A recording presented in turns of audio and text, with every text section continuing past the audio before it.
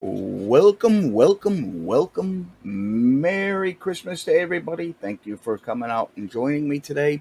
We had a lot to talk about. Just trying to get a couple things squared away here still while this is setting up.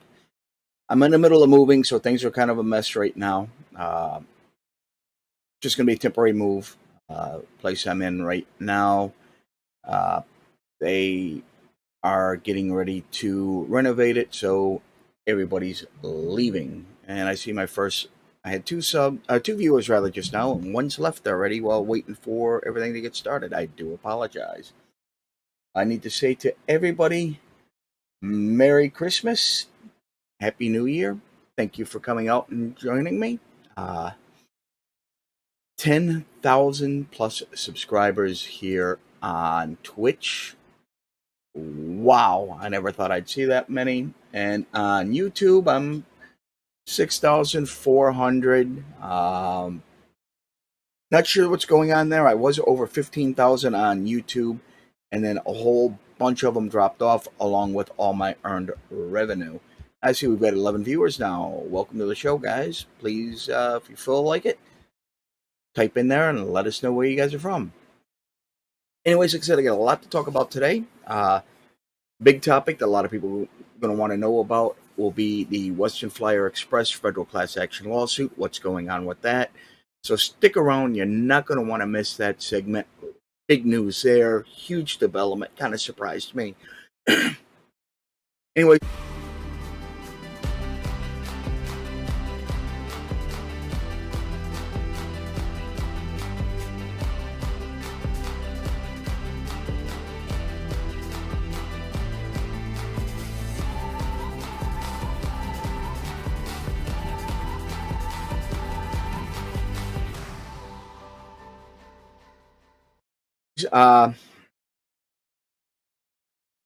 I'm going to start out talking about what the FMCSA did to us recently. Back in October, they decided to take it dry, ram it in deep, break it off, and then beat us with it.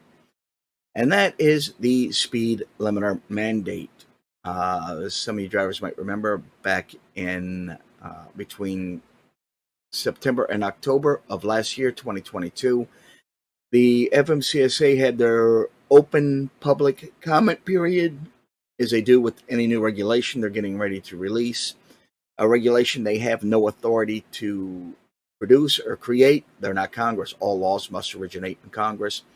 But these regulatory agencies have taken upon themselves to create new registration or new regulations and new laws.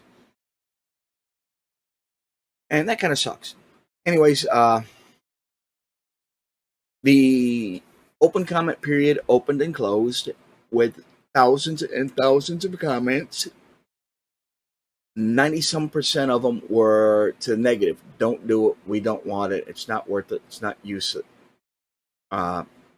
to anybody. It doesn't do anything but penalize drivers for the actions of others.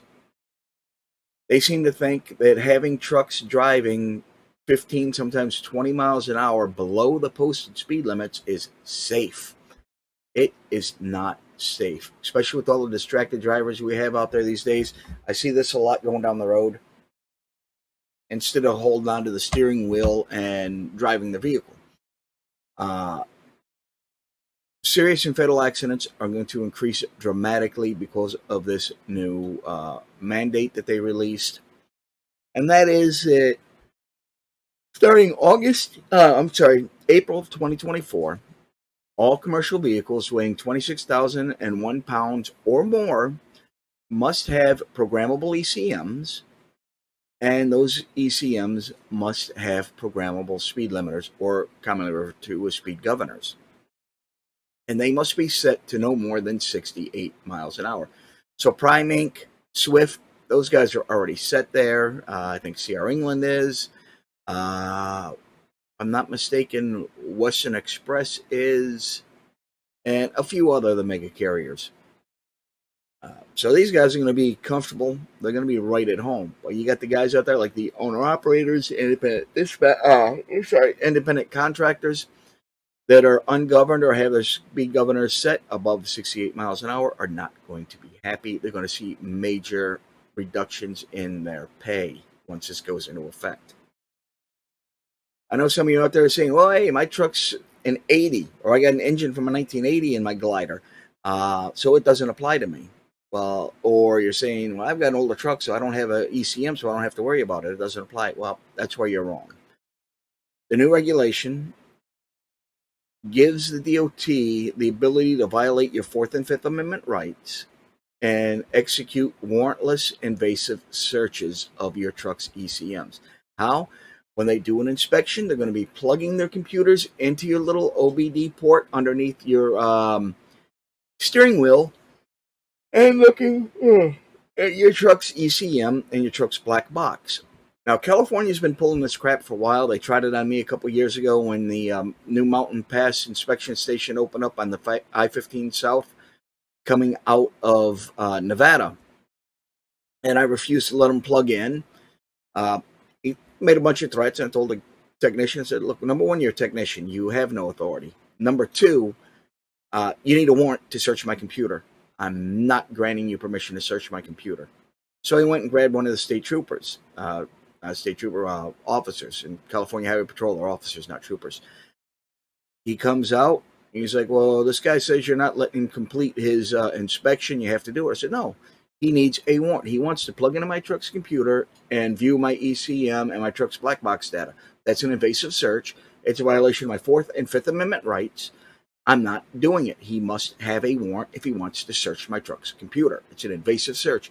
Just like you looking in the cab of my truck. You know damn good and well you can't open up the doors, open up bags, drawers, lift up my sleeper berth. You can't open up the luggage doors and look through the tunnel under the sleeper, anything like that, without a warrant. A warrant issued on reasonable articulable suspicion, which this guy does not have. What California was doing is they would plug into your truck's black box. If they seen that at any point during your current drive cycle you were more than 55.5 miles an hour over the posted speed limit, they would give you a speeding ticket for whatever the overage was. Because in California, speed limits for trucks or any vehicle pulling a trailer is 55 miles an hour, and you're regulated to the right lane, or relegated, I should say, to the far right lane, unless it's otherwise marked. Now, excuse me. Now, I just come out of Nevada. Speed limit's 80 miles an hour coming through parts of there. I'm doing 78. Get to California, slow down. Now, if they look at my truck's black box, it's going to see the highest speed I was doing was like 78, 80 miles an hour, and he would have given me a ticket based on the data in the truck's ECM, which would have been for speeds that were achieved outside of the state of California, and it wouldn't have been a legal ticket. And I would have been next to impossible to fight it in court because, hey, the truck's ECM, how are you going to win a argument against your truck's computer in court? Because, well, you can't interrogate your truck's computer. You can't question it. You can't do anything. So that's a scam California's been running for a few years now. In the end, I got my level 1 inspection stickers for both the truck and the trailer because everything else passed, and I was set on my way. The trooper told the guy, hey, look, he's right. I mean, he's right. You need to have it. And you have no reason to get a warrant. I've got no reason to get a warrant, so you got to let the guy go. And I did. I left without having my truck's ECM searched or without getting a undeserved speeding ticket. Now, if they see you looking at your logs and they see you started your drive shift out in California and you're still in California, say you started out on Downers Pass or up near Downers Pass, and now you're down in Southern California, you just spent 10, 11 hours driving through California, they check your computer and see that, hey, you hit 65 miles an hour. Guess what? You're getting a ticket for 10 miles an hour over the speed limit. Then the ticket has a little bit of legs to stand on, but not much. One of the things California was doing for a while, and this was a big scandal probably about 8, 9 years ago now, one trooper would run radar, especially on the grapevine. He'd call down to one of his trooper buddies on the road, hey, you got this Western Flyer Express red tractor with a solar panel on the roof pulling a white trailer. He's coming down. Speed limit here is 35. He's doing 60. Get him. And his partner would pull him over. Even though now he's doing 35, he's doing the legal speed limit. He got slowed down. He let the speed get away from him a little bit. I mean, grapevine, yeah, that can happen very easily if you're not paying attention. Even though he's doing 35, when he passes that second trooper, that trooper's or officer is going to pull him over and give him that 65, 75 mile an hour ticket from what the other officer saw based on his word. And you go to court to fight it, all you're going to have is that officer that wrote the ticket right in front of you. And he's not going to be able to say anything more than, well, the other officer up the hill recorded him and told me to pull him over and give him a ticket. That other officer may or may not be listed on the ticket as a witness. He may not be in court. If he's in court, you're screwed. If he's not in court, which was often the case, you'd be able to win easily. And one of the other things that was going on there is troopers were putting their buddies on the tickets as witnesses when they weren't even on duty that day, or they weren't riding with them in paired up cars or anything like that. It was just writing the guy up in as a witness so he can get extra court pay or extra overtime pay. Big scandal a few years ago, big problems over that. Now, excuse me.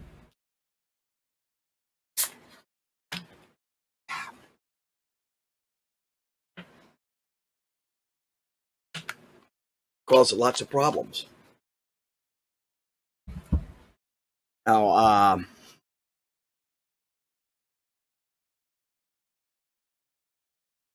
what these inspections are going to start doing on your truck's ECMs to make sure you're not going over 55 and a half miles an hour, that you're not, that your ECM is regulated and programmed. If they see that your ECM is set higher, your speed regulator is set higher than 68 miles an hour, or not set at all. Now, if it's set higher than 68 or not set at all, they're going to put you out of service. It's a $2,500 fine, 4 points on your CSA. Now, keep in mind, 4 points your first year with the time weight BS makes it 12 points because it's tripled the first year. Second point, it drops to double. So second year it's on your license, it becomes 2 points. Third year, it drops down to normal. So it just becomes straight 4 points. I'm sorry, 8 points on the second year, not 2. 4 points on the third year, and then from the 4th to the 10th year, it's 0 points, but it remains on your CSA and on your MVR. Regular driver's license to drive a car, stuff stays on your license for 3 years. If you have a CDL, don't matter if it's on a motorcycle, a tricycle, your personal vehicle, or a tractor trailer, you get a moving violation, it stays on your record for 10 years. That's right, 10 years. That's why these companies, when you apply for a new job, they ask you for 10 years of driving history, because they're going through and they want to make sure you're not going to lie. If you give bad information there, guess what? You're not going to get hired. Now, it's $2,500 fine, an out-of-service violation. You get parked. They might even give you a 34-hour violation, 34-hour out of service, and force you to do a restart. That's generally not going to happen unless you are really rude and obnoxious and piss the inspector off. Now, you'll be parked there at the scale house. You'll have to hire a technician, somebody from Loves or TA or whatever mechanic you guys use, to come out, plug into your truck's ECM, program your ECM, and set your speed limiter to 68 miles an hour. Then you get to go through the scale house again and get re-inspected, and they double check to make sure that you're set at 68 miles an hour. They give you your $2,500 fine, your 4 points, which was actually 12 the first time, and send you on your way. Second offense, you get caught a second time, it's a $5,000 fine, 8 points. So 8 times 3 for your first offense is what? Anybody? Back of the class? Come on, anybody? 24 points. That's right, 24 points. And if you're still in your first year, add 12 points to it. That's 36 points on your CSA. Bye-bye CDL, bye-bye livelihood. Even for the second offense, you can kiss your license goodbye. And you got that $5,000 fine, you're out of service again. Now you're going to get a 34-hour out of service. Then you get pulled in and re-inspected to make sure it's programmed right. And you could possibly even be jailed on the second offense. On the third offense, plan on cling handcuffs, because they will be locking you up. Now, for those of you guys saying, well, it doesn't apply to me, I got a glider, my truck's a 1980 something, or my engine's from a 1980 truck rebuilt and put in so I don't have to have DEF. Well, you're SOL. Along with the ELD mandate going into effect for all commercial vehicles 26,001 pounds or greater, starting in April of this year, of 2024, the DEF waiver for the older trucks is going away in April of 2024. So all trucks now have to have DEF. All trucks now have to have programmable ECMs. If you come in and you do not have a programmable ECM on your truck, or you do not have a programmable speed governor on your truck, $10,000 fine. They impound the truck. You'd never get it back. It's taken as unsafe for the road and destroyed. I believe that's a 10-point offense. I can't remember if it was an 8 or 10-point offense for that. So they screw you, blue you, and tattoo you on that one. So you guys out there with the older glider engines, get ready. You're going to either have to buy a new truck or upgrade your engines and update your equipment. They're trying to force as many drivers out of the industry as they can, because, I mean, we all know how they feel about trucks, how the left feels about trucks. They're trying to destroy the industry. New regulations that coming up are forcing more and more drivers out every single day. And it sucks. It really, really sucks. I've been driving for 15 years. I've got around 3 million miles of road under me. I've driven all 48 of the contiguous United States. I've driven through 2/3 of Canada. I've done loads from Nuevo Laredo all the way up here to Anchorage when I was running flatbed. It's just ridiculous, totally ridiculous what they're doing to us. And then you got these so-called independent dispatchers out there really helping to drive the freight rates down even more. I see a lot of people are blaming the brokers. Hey, I'm not only a driver, I'm also a broker. And I see this all the time. I'm not going to give out my brokerage information right now. That'll come out in a later video once I get relocated and get reopened. But yeah, I'm going to be shutting down my brokerage temporarily at the end of the year on the 31st until I get relocated down to the lower 48. Then I'm going to be reopening based out of Dallas, Texas. So I'm moving my brokerage from Anchorage, Alaska to Dallas, Texas. But we'll talk about that in another video. And we'll talk about that a little bit here as well. We'll talk about it now. My brokerage is 3 years old now. I've basically been letting it age. I've moved a couple loads through it, but not many. Just trying to get my information out there, get my name out there. I have right now close to 4,000 different carriers signed up with me. I've only given work to a couple of them. I'd say out of 4,000 have signed up, I've probably rejected 15% of them on average. And that's a good thing. To be able to go to court and show you've rejected carriers, if it comes down to it.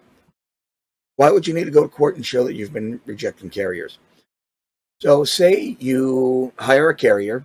It's just a regular independent driver. He gets out there, he's moving a load, falls asleep behind the wheel, or has a major mechanical malfunction, wrecks into the back of a minivan, or crosses the median and hits a minivan head-on, kills 4 out of 6 people in that family. Well, the remaining people are going to be suing. They're going to be suing anybody and everybody they can. That's the shipper, the receiver, the carrier, and you as the broker. Now, you're going to go into court. If you can walk into court and say, look, Your Honor, generally brokers are not responsible for any liability on a load. We are an intermediary. We're the middleman. Our job is to accept the load from the shipper and reach out to different carriers and say, I got this load. Would you like to move it for me? They go out. The carrier picks up the load. They deliver it. They transport it. They take care of everything else. Generally, I, as a broker, have no liability on that load. My liability is to make sure I have a safe, reliable carrier, that they deliver the load safely, and that they get paid on time and in full. But because all these independent dispatchers out there are violating the bona fide agent rule, which, yes, you can be an independent dispatcher. But the thing about being an independent dispatcher, according to the FMCSA, an independent dispatcher works for one carrier and one carrier only as a independent employee or a contractor of that carrier. He cannot work for multiple carriers. He can only work for one carrier only. He cannot call shippers. He cannot solicit loads. He cannot negotiate load rates. He cannot accept payment from the shipper. Cannot factor. Cannot post to load boards. Cannot rebroker or double broker loads, which a lot of them do. There's a lot of things an independent dispatcher cannot do. Regardless of all the BS information out there, you got, especially since COVID and the lockdown, there's been an explosion of so-called independent dispatchers out there acting in the capacity of brokers. They have no authority. They don't have their bond posted, the BMC or the BMC 84 or 85 posted with the FMCSA.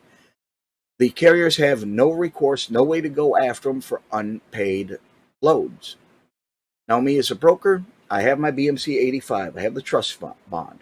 I have my broker authority. I have an MC number. I have a DOT number. I also have contingent cargo insurance, E&O, errors and omission insurance, and general liability insurance. Same coverages that carriers are required to have. Although I'm not required to have anything more by law, I'm not required to have anything more than the $75,000 bond posted with the FMCSA. So say I don't pay a carrier, the carrier can file a claim against my bond and my insurance company will pay it out of my bond and come after me for the difference.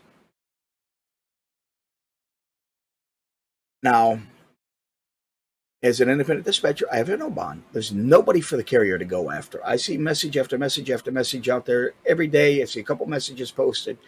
Hey, what do you know about this dispatcher? They didn't pay me for this load. They owe me $8,000. They owe me $5,000. They owe me $10,000. What are my options? How do I go get my money from them? How do I get my money from them? Well, their only option is send the bill to the shipper. Make the shipper pay it. The shipper will have to go after them for the money. Now, keep in mind, some shippers can take up to 180 days to pay. So it could be that the dispatcher hasn't paid them because they haven't got paid yet. Well, here's the problem. The dispatcher is not supposed to collect the payment. Payment's supposed to go directly to the carrier, and the carrier is supposed to pay the dispatcher. That's the way it works. As a broker, I factor. So when the carrier sends me their signed bill of lading and their proof of delivery and their invoice, I send it over to my factoring company, who pays it same day or next day. I offer quick pay to my carriers at no charge. I see other carriers, brokers out there charging 5-10% extra to do quick pay. I don't do that. I don't get charged a quick pay fee. My factoring company doesn't charge for quick pay or same day or next day payments. So I'm not going to pass that on to the carrier. So yeah, if a broker, if I was paying, say, 2% factoring fee for quick pay, I would have to push that 2% off to the carrier. In some cases, I might even split it. I might charge them 1% and I'll pay 1% out of my pocket for it. If it's a carrier that has earned my trust and respect and has moved a lot of freight for me and have had zero issues. And in some cases, I might even absorb the full 2%, 3%, whatever it is, of the factoring fee. But because I'm not charging a factoring fee, I don't charge a factoring fee to the carrier. Brokers that do this are unscrupulous and they're overcharging. A broker should not be charging any more than 12 to 15%. That's the national average. 12 to 15% of whatever the load is. Now, if I'm doing it, if it's a cross-country load, if it's a long-distance load, I'm charging 10%. If it's a tri-state load going within a 3-state radius where it's picking up, I'm charging them 12%. If it's an in-state load, I might be charging 15%. Actually, I got that all. Flip that around. I got that backwards. 15% for long haul, 12% for tri-state, and 10% for local haul. Local hauls pay less, so I'm going to be taking less. But yes, I do have Some of the same overhead carriers do. I have overhead that they don't. They have overhead that I don't, like their maintenance and their fuel costs. Speaking of fuel, they get 100% of the fuel surcharge. I don't take any of it. There are brokers out there, there are dispatchers out there that'll take half, if not all, of the FSC on you. Crooks. They have no business in this industry. Uh,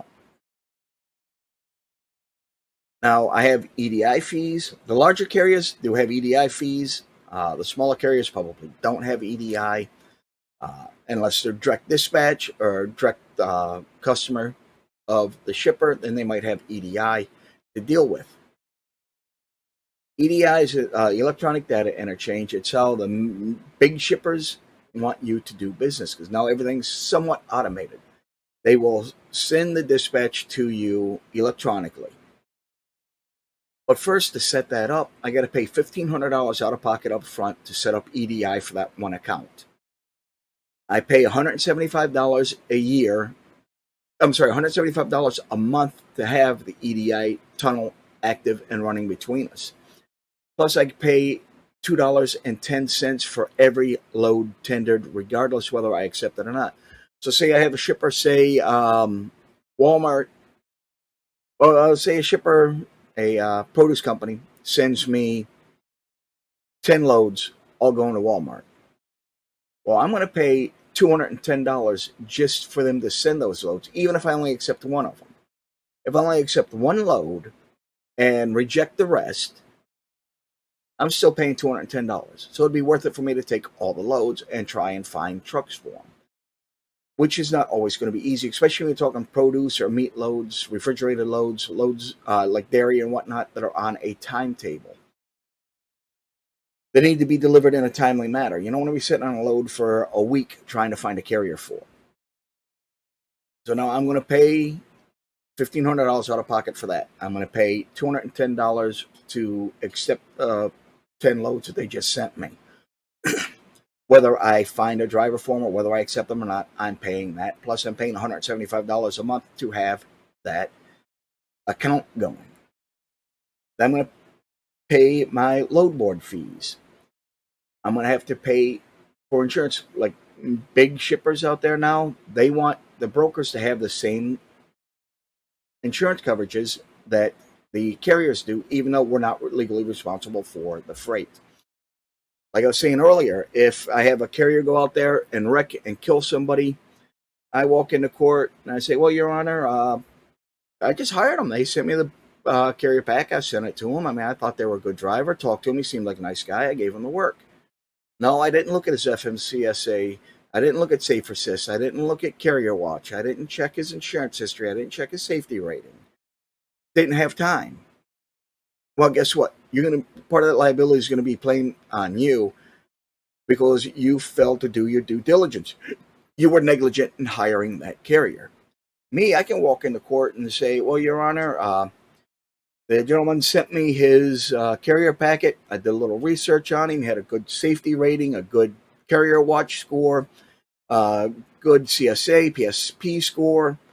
Everything looked good. I talked to him. He seemed like a genuine, honest guy, seemed knowledgeable. He's been doing this for a while. I've done all my due diligence. And in fact, just this last year, I've rejected 13% of the carriers that applied to me because they have had poor safety ratings, poor driving history, poor insurance history. I have one carrier, in 1 year, he's had 15 different insurance companies, 15 carriers in a year. That could be a sign that the company's in financial trouble. They're insurance hopping, trying to find the better rate, the cheaper rate. That's not something you want to see. And that could be a red flag right there in of itself. So if I can walk in and tell the judge, look, I did this, this, and this. I did everything I possibly could. This guy's got good maintenance records for his vehicles. He's got good safety rating. He's passed all his inspections, yada, yada, yada. I thought he was safe. It just seems like he had a bad day. I did everything on my part to be assured that I had a safe, responsible, reliable carrier moving the freight for XYZ shipping. Judge 99% of the time said, look, I said, okay, well, I mean, yeah, you did everything you could. I mean, you're dismissed. Your any charges against you or any um, civil charges, any civil actions, or any lawsuits directed against you in this matter are hereby dismissed. Have a good day. Thank you for coming in. What if I walk in there like the first guy and says, I didn't do shit. I was too busy. Didn't have time. Well, the judge is going to say, well, you were negligent and you're partly responsible for it. You're going to be paying part of the settlement or judgment, as it were. So you got to be careful, guys. Do your due diligence.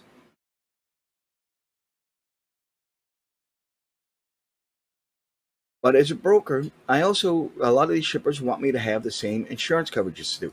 They want you to have $1 million general liability or $1 million umbrella liability insurance. They want you to have E&O or errors in omission, which would be stupid not to have, and it's not that expensive. They want you to have, in some cases, $250,000 contingent cargo insurance. So if something happens and that carrier's insurance doesn't cover the full amount of the load, they come after your insurance for the rest of it. And because of these crooked ass independent dispatchers out there not being insured, not having insurance, doing stuff illegally, more and more courts have been ruling against the uh, brokers in these matters, especially these left leaning courts that are anti truck. It's getting dangerous out there to be a broker. I mean, there's more and more brokers are folding every year. I think we lost 6 major brokers in the last year, and a lot of it has to do with the independent dispatchers. It's gotten so bad that this is the only thing under the Obama administration that I've approved of, and that's a small section of the IIJA, or the Interstate Infrastructure and Jobs Act. All of it sucked except for one part, and that was giving the FMCSA more teeth to go after these independent dispatchers and start going after these load boards for allowing them to post loads and double broker loads, which is illegal to begin with, without having broker authority. They're acting as brokers. They need broker authority. They set the fund. They've strengthened the definition of a dispatcher and a broker. Basically, a broker is any individual or organization or agency that, for compensation, arranges for the movement of freight, negotiates rates, solicits, yada, yada, yada. I don't remember the exact definition off the top of my head. I should have brought it up on the other screen, but I didn't think about it. Stupid me. I do apologize. Now, it's, I don't know how to put it. I mean, it's just ridiculous. The fines that they're putting out now, it's $10,000 fine per occurrence. Not only for the dispatcher, but for the carrier and possibly even the shipper. Now, per occurrence, they mean for each load this independent dispatcher moved, acting in the capacity of a broker. So, say they moved 100 loads, that's a $100,000 fine they're looking at. If a carrier has used them 5 times, that's a $50,000 fine the carrier's looking at. If the shippers use them 1,000 times, that's a $100,000 fine the shipper's looking at for using an unlicensed, unauthorized broker. The FMCSA, under the IIJA, has declared that independent dispatchers are a threat and danger to the transportation industry and the general public at large. They're unregulated. They are not authorized. They are uninsured. Now, a little anecdote here. It was a woman that I used to know. She's no longer with us because of this particular incident. She was a broker based out of Texas, Lubbock, Texas. She made the mistake of not creating an LLC. She was working under her own name. She didn't think there was any reason to do an LLC. You want to form an LLC for your brokerage. If not, at the very least, you want an LLC, if not an S Corp or C Corp. She was working as what's referred to as a sole proprietor. She was working as herself, under her own name, under her own social security number. When you have an LLC, you're working under your business name, under your business's EIN, which is your company's social security number. It's issued by the by the IRS. It's your employer identification number. That's what you pay your taxes under. She'd hired somebody to do move some equipment for an oil field. It was a hot shot. Guy called her up out of the blue. Hey, I seen you got this load posting that's available. I'd love to do it. I got a hot shot. I can do this, that, and the other thing. There's 2 drivers, so we can get it done quick. I said, okay, no problem. Send me your carrier packet. She got the carrier packet, didn't do all her due diligence. She just looked up real quick to make sure that it was an active authority and didn't go any deeper or really dig into the background or dig into them. Like me, if I end up at a point where I go to court, I tell the judge, well, look, once I receive the carrier packet, one of the first things I do is check their safety rating, check that their authority is active. I call their insurance company to verify that they have insurance. I require them to list me as a certificate holder. So, in other words, I'm authorized to go after the insurance company, or the insurance company agrees to pay me my losses should something happen and I need to go after them. And it doesn't cost the carrier anything to add you as a certificate holder, and that is a requirement of all my carriers. So, anyways, she didn't do that. She just gave them the load. The next day, she got the invoice from them, got the signed bill of lading from them, showing it was delivered. She submitted it to factoring. They got paid that afternoon. She gave them a second load and a third load. In a week, she gave them 3 loads moving multi-million-dollar pieces of oil field equipment. She thought she had a great team here. They were working fast. They were getting stuff moved. They were delivering. They were giving her the invoices in a timely manner. They were getting her the signed bill of lading in a timely manner. Then she starts getting the phone calls. Hey, this is a shipper. We're looking for that piece of equipment. It wasn't delivered. He's like, yes, it was. It was delivered 2 days ago. I've got this carrier's invoice here and the signed bill of lading. I got the receipt that it was delivered. Here, I'll send it over to you. They're like, well, we don't know who signed it. We don't know where it is, or did they deliver to the right job site, which can happen. A lot of times on the oil fields, you're just going by GPS coordinates. You don't know exactly where you're going. There's not a regular street address. You're driving through these haul roads. I know I've worked the oil fields down in the Permian Basin. I know how it goes. Where you're going to be going out, you're getting close to your drop and you see a job site. Okay, well, that's where I'm going. You pull in, you deliver, they sign, and you leave. Sometimes these job sites aren't expecting the equipment. It just shows up, comes and goes around the clock. One hand not knowing what the other is doing. So the shipper would be like, oh, hey, check with them, make sure they dropped it at the right spot. I think they took it there's a job site like 2 miles beyond us. They probably delivered there by mistake. We need that picked up and brought back here to the right spot right away. Our wellhead shut down. We can't do anything without it. She gets a hold of them. They're like, oh, yeah, no, we delivered it. We delivered it. We got the paper signed. You already paid us for it, in fact. She's like, well, yeah, I'm getting a call from the wasn't delivered. Make sure you delivered it in the right spot. I need you to go back. You're delivering to the same well site anyways. When you get there, ask them. Make sure you're going to the right spot. If not, you got to pick up all that equipment and move it to the right spot 2 miles down the road. Yeah, no problem, no problem. If we made a mistake, we'll fix it. Don't worry about it. Don't worry about it. We got you. We got you. Then the call starts coming in again for the second piece and the third piece.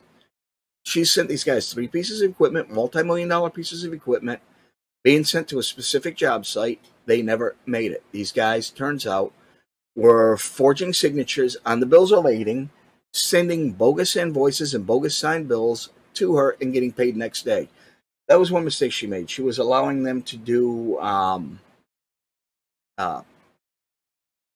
quick pay right out the door. You got to work for me 90 days before I do quick pay. I'm sorry, guys. Or you got to move a certain amount of loads before I start doing quick pay for you. You need to prove yourself. Sorry, but that's just the way it is. Well, now she turns around. She tries to file a claim against their insurance company for the missing equipment. She had to do a police report that the equipment was stolen. She had to do a police report that they had basically committed fraud. She got a hold of the insurance company. The insurance company for that carrier instantly rejected the load, saying, yeah, they don't operate in Texas. We don't know what you're doing here, but you're trying to defraud us. She's like, no. Here's the paperwork and everything. They said, well, call the shipper. Well, she'd been calling them direct on the number she had for them. They were ignoring her calls. They would hang up on her. Then all of a sudden, the phone number was disconnected. Her emails were starting to bounce back as undeliverable. They were ignoring her emails to begin with. So she goes on the FMCSA website. Again, she looks up the company, calls them direct.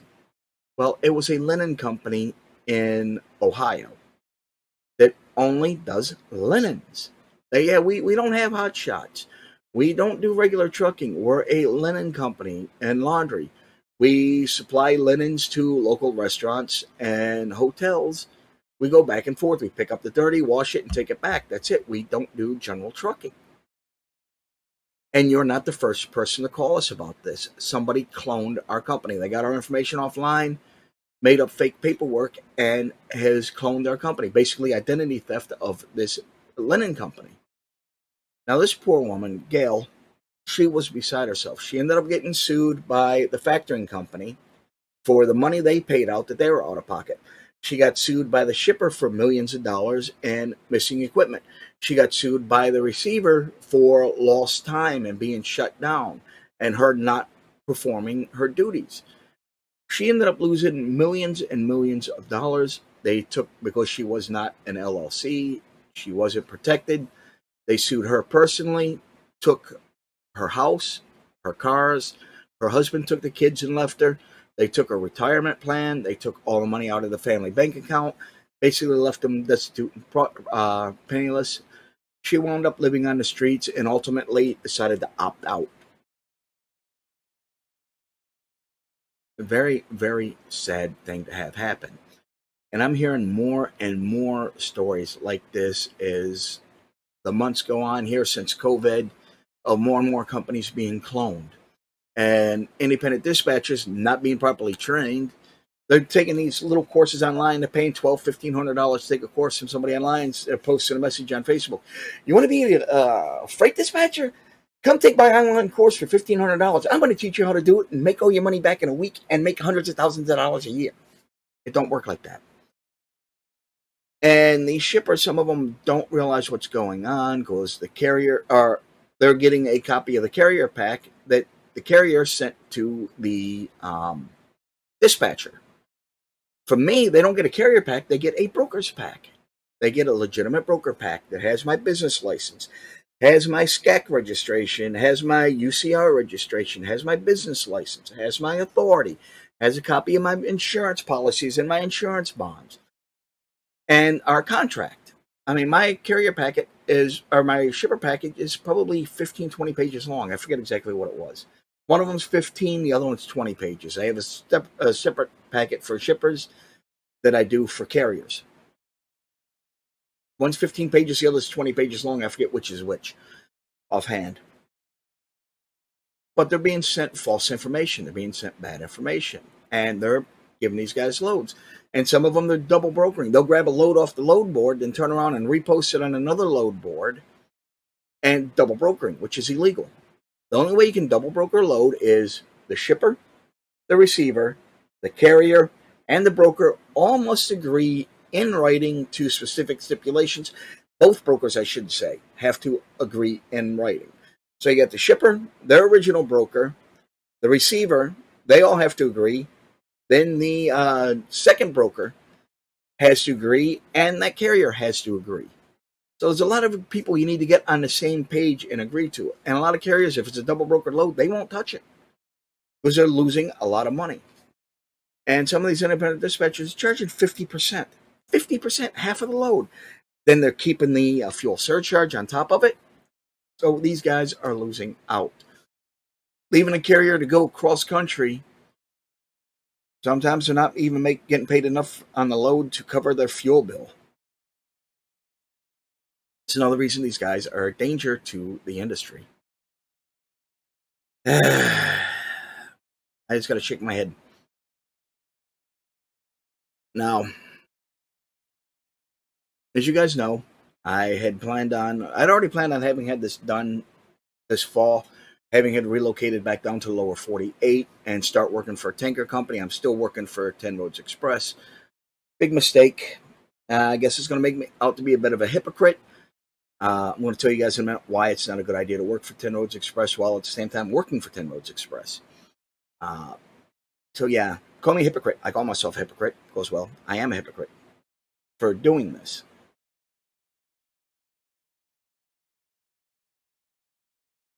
Um, Tin Roads Express sucks balls. I made a mistake of coming to work up here. They rushed me to get me to relocate from the lower 48 up here 2.5 years ago. I was supposed to start work. I got here December 2nd. I came up in July, rented a house, came back up in October, furnished the house, moved up in on December 2nd. Been paying rent on the house the whole time. Now, my rent was due on December 10th. Well, Western Flyer Express, when I gave them my 2 week notice, they basically said, pound sand, we don't need you anymore, park the truck, screw. Okay, fine. I cleaned the truck out, detailed it, washed it inside and out, filled up both fuel tanks, filled up the depth, make sure all the fluids and everything were done, make sure the last service was done, which I'd done like a month earlier. So the truck needed nothing. It was ready to go out on the line and be leased to somebody else to burn out the rest of the 200,000 miles that was needed to pay off the lease. Now, if I'd had kept the truck another year, I would have owned the truck outright, but it ended up being a lemon anyways. I really didn't want it. Couldn't get out of it. I was stuck with it. Lots and lots of issues. I mean, I had it in 7 different times for an oil leak at the oil pan. But they fixed everything but the oil pan until they finally gave in. And one of the techs realized, yeah, I was right. There was a crack in the oil pan, and they had to replace the oil pan. Um, Lots of other issues I had with it. Lots of breakdowns. Lots of time on the back of tow hooks, and lots of downtime. I had one breakdown. If they'd fixed it when I kept asking them to, and it was a minor issue, I would have been fine. But they kept letting it go, pushing it off, pushing it off, pushing it off. Wouldn't fix it until I had a major breakdown. I was down 21 days at a hotel in Arizona, out of my pocket. They kept saying, "Oh, don't worry, you're going to get breakdown pay. You'll get breakdown pay. You'll get breakdown pay. $150 a day. Blah blah blah." Never seen a penny of it. Never seen a penny of my detention pay for going on 2 years. Kept fighting for my detention pay that I was owed. Never got a penny of it. They started running a scam on the fuel purchases, saying you have to buy your fuel at Pilot Flying J only. Your cards will not work at any other fuel point from this point on. We got a deal where we get a huge discount. In the beginning, the discount was $1.25 a gallon we were getting back. Then after a couple months, we were only getting about 45 cents a gallon off. So I asked one day, well, what's going on? How come the has dropped so much from $1.25 a gallon discount to 45 cents a gallon? Well, because we just gave you guys a bump in pay, we decided to keep most of that fuel discount because, well, you can afford it now because we gave you the pay raise. Well, it wasn't a pay raise. It wasn't even a pay bump. Uh, they call it a pay raise. It was a 10 cent a mile raise. Woo. Which actually helped out a little bit. Uh, Plus the fuel surcharge. They said, well, you don't need it all. What they were doing is, this is the way their scam worked. Say we bought 100 gallons of fuel for $500. We would pay $375 for that 100 gallons of fuel. We get $1.25 back a gallon. Then they turn around, and that's what they were. We'd pay them $375, and they'd pay the $375 to Pilot Flying J to what the actual fuel cost was. Then they turn around and they knocked it down to like 45 cents to 50 cents a gallon. Well, just say, make it easy. We're going to say they cut us from 125 to 50 cents a gallon discount.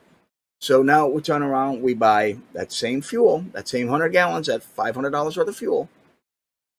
For instance, just throwing out a random number. They were being charged by Pilot Flying J, they were being charged $350. I'm sorry, $375. But they were charging us $450 because they cut our discount down. So they were overcharging us for fuel and pocketing it. It was a scam, a multi-million-dollar scam for them.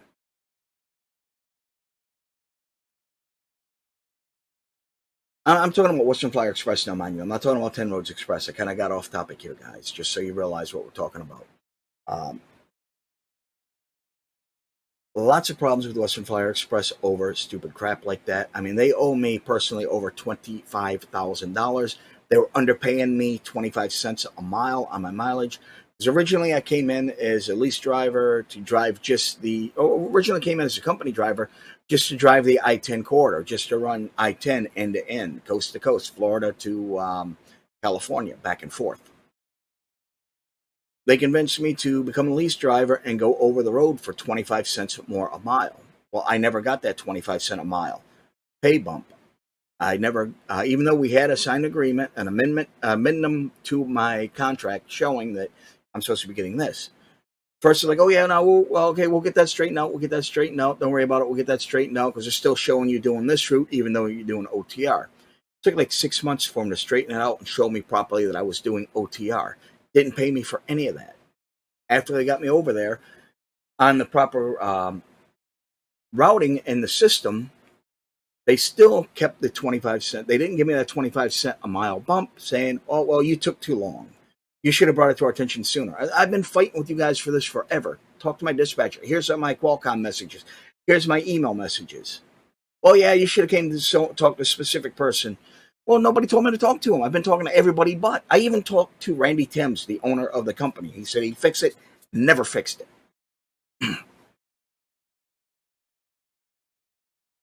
Then one day out of the blue, I go in. They're like, oh, you need to sign a new contract. Hold on a minute. Yeah, no, my contract don't expire for another 2 years. Oh, no, there's no expiration date on the contracts. All the lease drivers have to sign new contracts. They changed the L on the number on our numbers to a C, or was it C to an L? It's been 2 years. I can't remember. They either changed the C to an L or L to a C on the contractors' trucks, the lease drivers' trucks. And they made us sign new contracts. I said, well, I'm not signing a new contract. No need to. My contract doesn't expire for another, at that point, I had like another year and a half to go on the contract.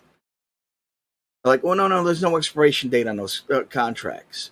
They cancel when we want to cancel them, and then you have to sign a new one. Hold on a minute. I went out to the truck, printed it out. No, on my truck, I have a Wi-Fi hotspot, got my laptop. I have a mobile printer, mobile scanner, all that. I had a complete mobile office. With my hotspot and my eFax account, I can scan, copy, print, fax everything right from the cab of my truck. I went out, printed out a copy of the contract, went in, turned to the page, see right here, this contract shall remain in effect for 3 and expire 3 years from the date of signing. Well, I signed on this date. I said, oh, look, I almost got 2 years left on the contract. I'm not signing a new contract. Oh, I didn't know that was in there. Well, I actually read the contract.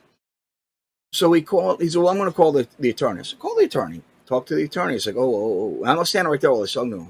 I couldn't hear what the attorney was saying, but I hear him saying, oh, I didn't realize that. So he's right. Okay, I'm going to call Randy. He calls Randy, the owner. Tells Randy what's going on. Randy says, well, if he wants to stick to the contract and he's got us like that, that's fine.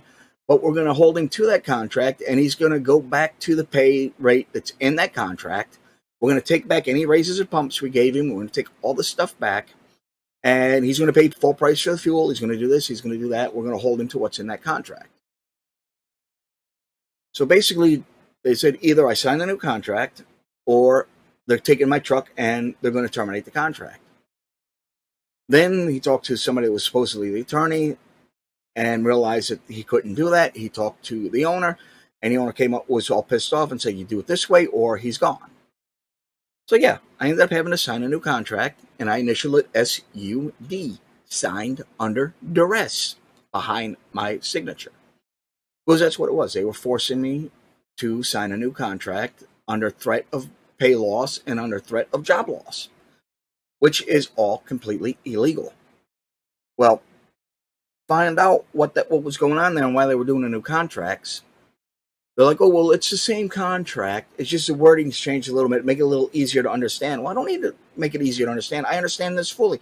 I've read the whole contract. Why do you think it took me so long to get it back to you? Why do you think I was the last person to hand the contract back to you during orientation? Because I read the whole damn thing, cover to cover, and it's a long contract. So, signed a new contract, marked it SUD. They didn't catch it. I went in and I struck a couple lines out, which I knew were not enforceable, and left it at that. So on the cut, when they took it in, they scanned it in, gave me the copies of it back. So I have a copy of it for my file. And they didn't realize that I'd written SUD at the end of it. They signed right after I did. Didn't realize SUD was written on it or anything like that. Well, I get a phone call one day from a law firm that is handling a lawsuit, federal class action lawsuit against Western Flyer Express over their lease purchase program. And I talked to the attorney, and the attorney goes, "Oh, you shouldn't have signed it.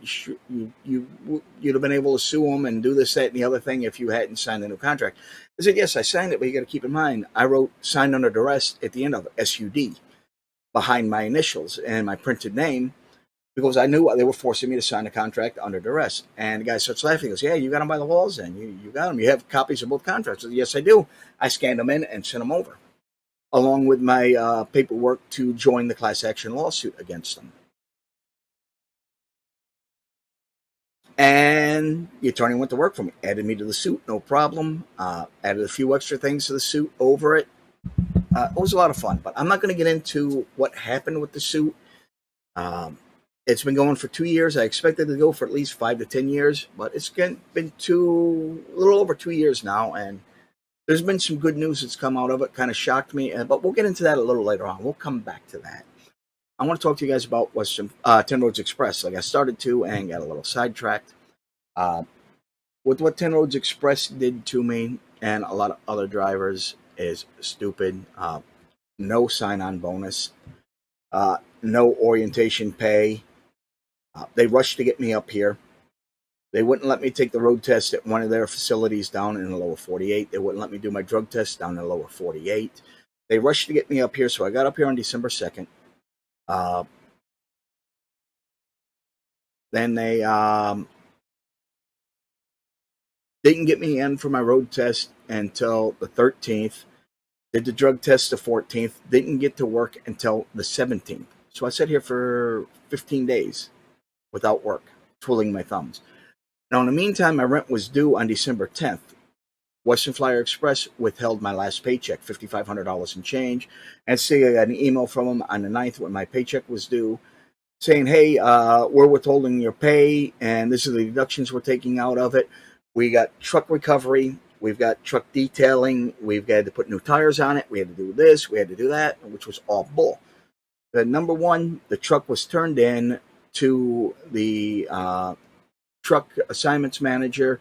He signed the receipt for it, so he can't charge me for truck recovery. It went to Oklahoma City where it picked up, where I picked it up at. I took it back to him. He signed the receipt for it, so he can't charge me for that. As far as the tires go, those tires are brand new tires. They were just put on 6 months ago. Brakes, rotors, and drums were just done. The B service was just done 30 days ago. That truck needs nothing. It doesn't need detailing. It doesn't need anything. Here's pictures of it when I picked it up. Here's pictures of it when I dropped it off. It's actually cleaner when I dropped it off than it was when I picked it up. The contract cancellation fee was a bogus fee. It's a walkaway lease. You can't charge a cancellation fee on it. And they said, "Well, tough, we're charging you this anyway, so you're not getting any of it." So I had to go into my landlord and say, "Look, I got a problem. My rent's due tomorrow. Here's the email I just got from my former employer.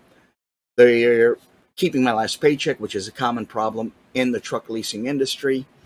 I don't start my new job for a couple more days."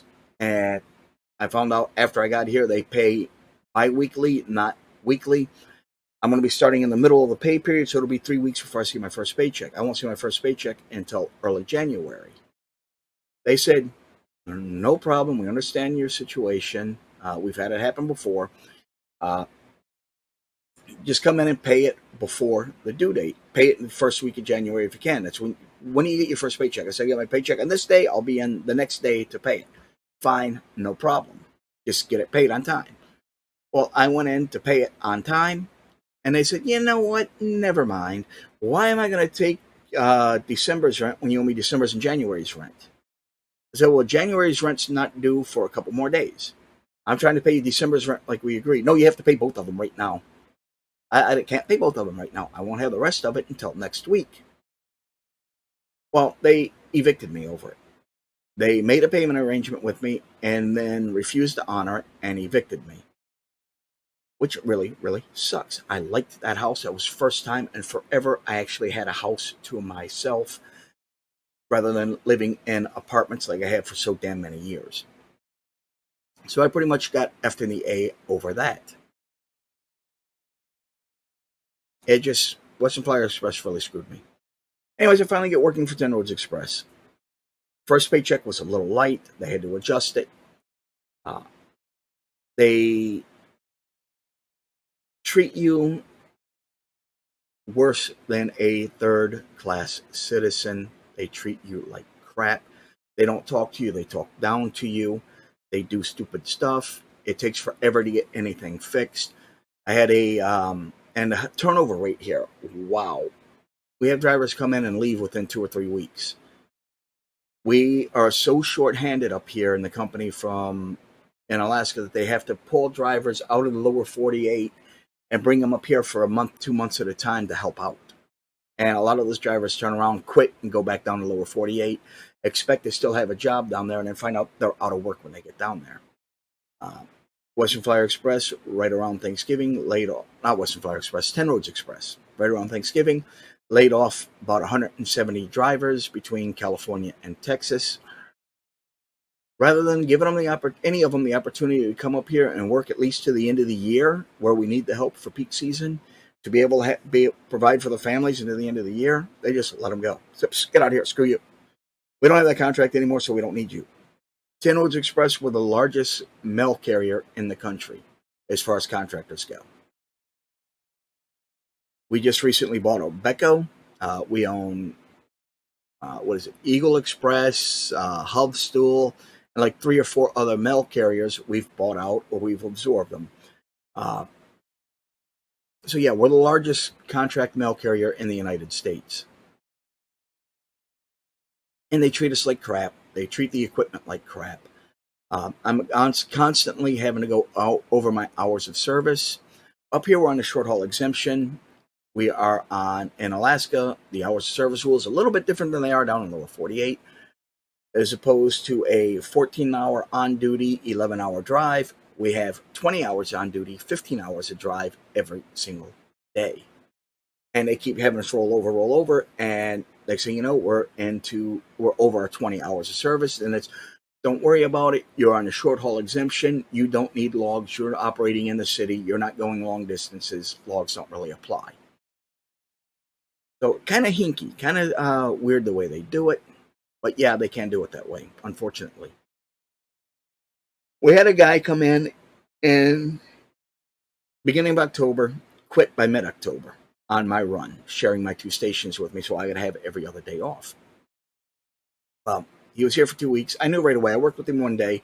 Knew he wasn't going to last. I'd hoped he'd at least make it through peak season up until this weekend. Didn't even make it that far. Didn't even make it to peak season. So he left like October 12th. He came in like October 1st or 2nd, was gone by the 12th or the 13th. He didn't even last 2 weeks.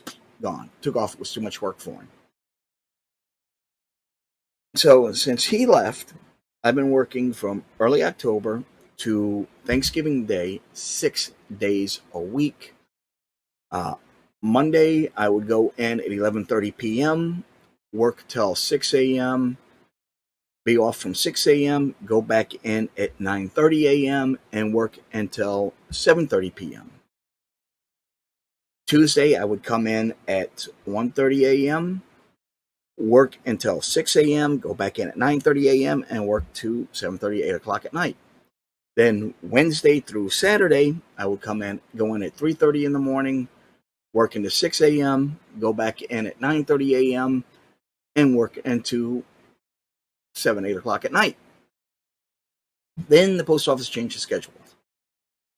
They took away one of our, I'm the only one that got affected in the first schedule change. I lost a run on Tuesday during the day, and they pay us in blocks. So they say it should take you X amount of hours to do this trip, X amount of hours to do this trip, this trip, this trip.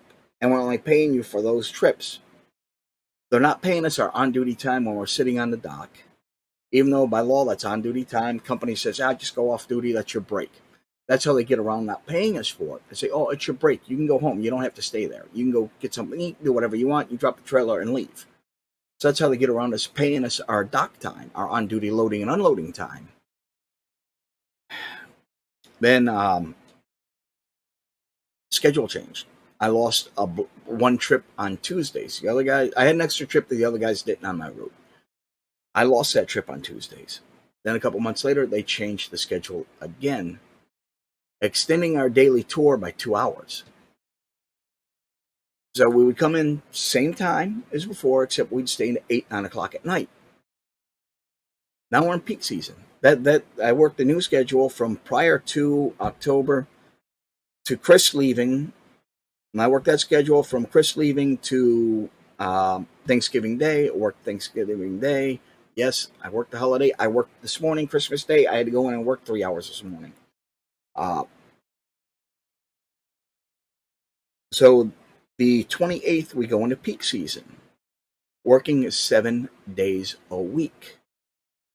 That just ended yesterday. So now I would go in 7 days a week. I'd go in 11:30 at night, work through till, well, I'm sorry, Monday through Saturday. I go in 11:30 at night, work through 6 a.m., go home, go back into work at 11:30 in the morning, and work all the way through into 9:30 at night. I do this 6 days in a row. Sundays, I'd have to go in and work from 11:30 a.m. to 2 p.m. every Sunday during peak season. And twice during peak season, we had an extra trip, so I had to go in at 1:30 in the morning, work to 6, then go back in at 11:30 in the morning and work to 2 on the Sunday because we had extra trips on 2 of the Sundays. And this year, last year there was plenty of times where I was taking full loads. During the regular off-peak season, we worked 2 stations. During peak season, we worked 1 station. Last peak and the peak before, I was filling up the docks. I was taking full truckloads to my station, and sometimes I'd have to do extra trips because there was no room on the truck to put the mail on. This time, I think the most I ever got to was about 60% load on the truck. So very low mail this year, and we've got Biden to thank for that. Bidenomics and this inflation. I've seen it in this Christmas season, and the dramatic decrease in packages being shipped through the mail. And that's one of the reasons I'm still here and I haven't made the relocation yet, is Bidenomics and inflation. And all the pay cuts under the new schedule that they changed this to, extending our tour 2 hours every day, removing and canceling 1 trip each day. Instead of having 3 trips during the day, I have 2 trips during the day. So for those 6 days, losing the additional 1 trip each day, that's another pay cut. I've had 2 pay cuts. 2 pay cuts I've had this year. My first pay cut, I lost about $80 a day. Now I'm losing about $210 a week because of these pay cuts. But I got to work longer hours because they only pay us for the blocks that we work. The company wouldn't stand up, wouldn't do anything, wouldn't fend us with the post office and say, no, we're not going to do that. That doesn't make any sense. They want us to work later because carriers are being forced to stay out later to deliver mail. And we got to pick up their outgoing mail, the raw mail stuff they pick up from people's mailboxes and stuff that are being sent out. Well, we're staying into a certain time, but they got carriers scheduled 2 hours later. They had scheduled carriers working until midnight on Friday. Midnight, mailmen were still out there delivering mail here in Anchorage. Midnight, can you picture that? But we leave hours before that. So the next day we would come in, we got to pick up the mail that was picked up at the night and dropped off at the station after we left. We'd had to do that anyways. One of the points of this new schedule was to prevent us from having to bring late arriving mail to the post office the next day. And whoever come up with this idea needs to have their brains examined. It just don't make no damn sense. Don't make no damn sense at all.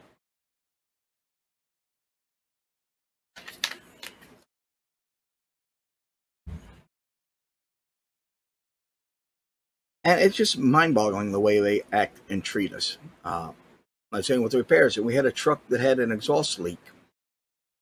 For a good 3 months, I was dealing with an exhaust leak. End of the day, my eyes were burning, my throat was burning, I was a little red in the face, sore throat, I was having trouble sleeping, I was feeling a little lethargic because I was sucking diesel exhaust all damn day.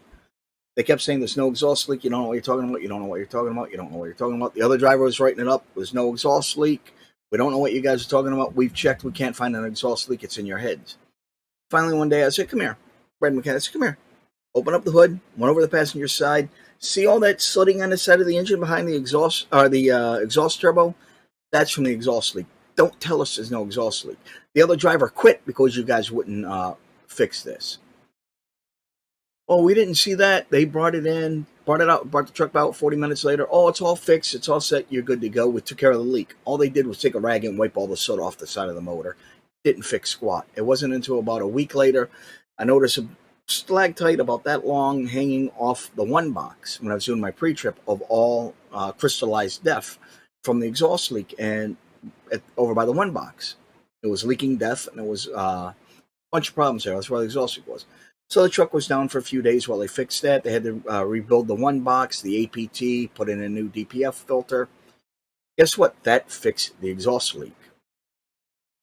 This winter, we had negative 15-degree days, no heat in the truck whatsoever. My windows were fogging up. It was hard to see. I couldn't stay warm. It was ridiculous. It took them weeks to fix that. I had a trailer earlier this year where I was at this plant unloading my mail. I heard a loud pop and air hissing. What the hell's that? I go outside. I figure, you just blew an airline. Go out, look around. It was one of the brake chambers let go. It blew a brake chamber while I was on the dock. Thank God I was on the dock when it blew. Finished unloading the trailer, pulled the trailer off the dock, parked it in the yard, put a red tag on it, grabbed another trailer, pre-tripped it, everything looked good, put it back on the dock, and went back to work. When I got back to the yard, I wrote it up and posted it on the board. 3 months later, the trailer that I'd moved into, the wheel seal started leaking. I don't know why they went from grease bath to oil bath bearings, but they thought it was better. And since they've done that, we're constantly having problems with wheel seals leaking on the trailers. I started writing it up. I wrote it up every day for 10 days. Told the boss, hey, I need a 53-foot trailer. My trailer's got a wheel seal leak. I've been writing it up for a week and a half. They haven't done anything about it. Either give me a new seal and some fluid, I'll go replace it myself. It's just the outer seal. It's an easy fix. Or get me another trailer. Oh, you can't do the work yourself. We'll get you another trailer. Well, he goes, why can't you take one of the other trailers? I said, because there's no 53-foot trailers in service out there. Okay, we'll get one and let you know tomorrow. Tomorrow comes and goes. No new 53-foot trailers. Boss, nowhere to be found. So I started writing it up on the Qualcomm. That's another illegal thing they want us to do. They want us not only to falsify our logs, they want us to falsify our DVIRs, daily vehicle inspection report. We have to check on the Qualcomm, no defects, even though there is a defect on the truck, something needs to be fixed on a truck or trailer. Then we go in, we write it up on book, do a paper write-up, and hang it up on the board for the mechanics to see, and they still don't fix it.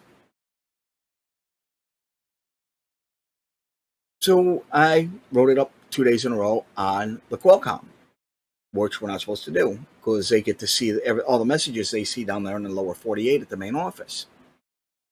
Well, halfway through the second day, I get an email from the boss. It was forwarded from down in the lower 48 from the big bosses, and there were like 5 people on the chain. There was the operations manager, the maintenance manager, the driver manager, supervisor, the operations manager, and my manager, plus me. So 6 people on the chain. They sent the message to him saying, hey, Pat, get with this driver, find out what's going on. He's been writing the trailer up for a leaking wheel seal for the last couple days on the Qualcomm. Why haven't you guys got this fixed yet? Well, I get a nasty gram from Pat with them attached to it.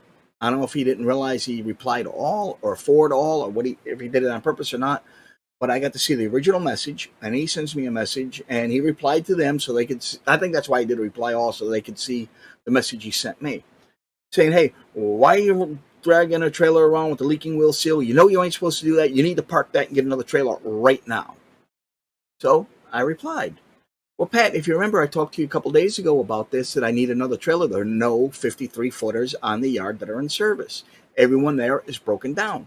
I've written this up 10 days now before I started writing it up on the Qualcomm, and here's copies of all the write-ups because we use duplicate paper.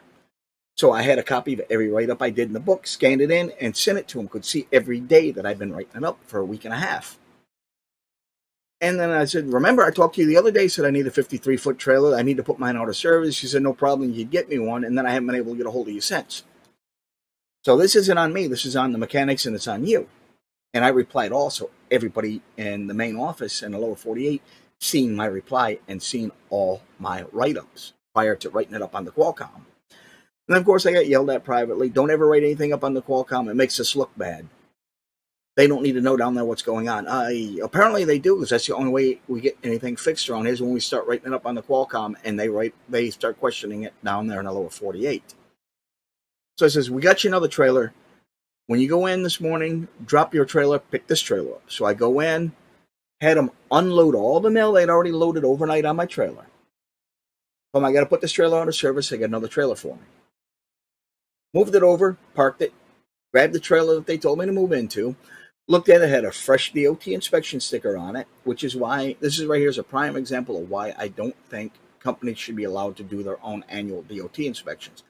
I pull the long form out, look at it, everything's done, was done just a couple of hours earlier, overnight, boom, put it back in, hooked up to the trailer, put air to it, and right away I started hearing air leaking from it. What the hell's that? First I thought, check valve. Walked around to the back and realized it was a brake chamber. That's when it dawned on me, wait a minute, this is the same trailer I wrote up months ago for the this blown brake chamber. They haven't fixed it. How are they going to do a DOT inspection on it and not fix it? So I went back, disconnected from it, put another red tag on it, went back over, grabbed the original trailer I had, put it back on the door, and went in and said, hey guys, you got to reload the same trailer. The trailer they want to move into is not safe for the road. It's got a blown wheel cylinder, brake cylinder, brake chamber rather. And they were pissed because they had to unload the truck and then reload it a second time for nothing. And I sat there, I took a picture of the long form inspection report. I took a picture of the inspection sticker they put on there. I took a picture of the tore up friggin' glad hand seals that were on the trailer that should have been replaced if they'd done a proper inspection, and did a reply all. So everybody down there seen it. Hey, what's going on here? I can't take this trailer. It's not safe for the road. This is the same trailer I wrote up almost 4 months ago now when that brake chamber blew on me. Here's the original write-up. And how are they going to go put a DOT inspection on a truck when you got these bad glad hand seals on it? It's got a leaking air chamber, which means they did not do a proper inspection on it. How are they going to put a fresh DOT inspection sticker on it and a long form saying that all the brakes are good? Oh man, did that cause some friction down the south and up here. Everybody was pissed. I was getting dirty looks. I was getting yelled at. Next thing I know, I'm on probation for a year for writing stuff up in the Qualcomm and sending messages that I shouldn't be sending. Okay, guys, whatever. So I get a message later on from Pat. Oh, I didn't know they did that. They must have missed it. I said, Pat, here's the original write-up from months ago. There was a red tag on that trailer.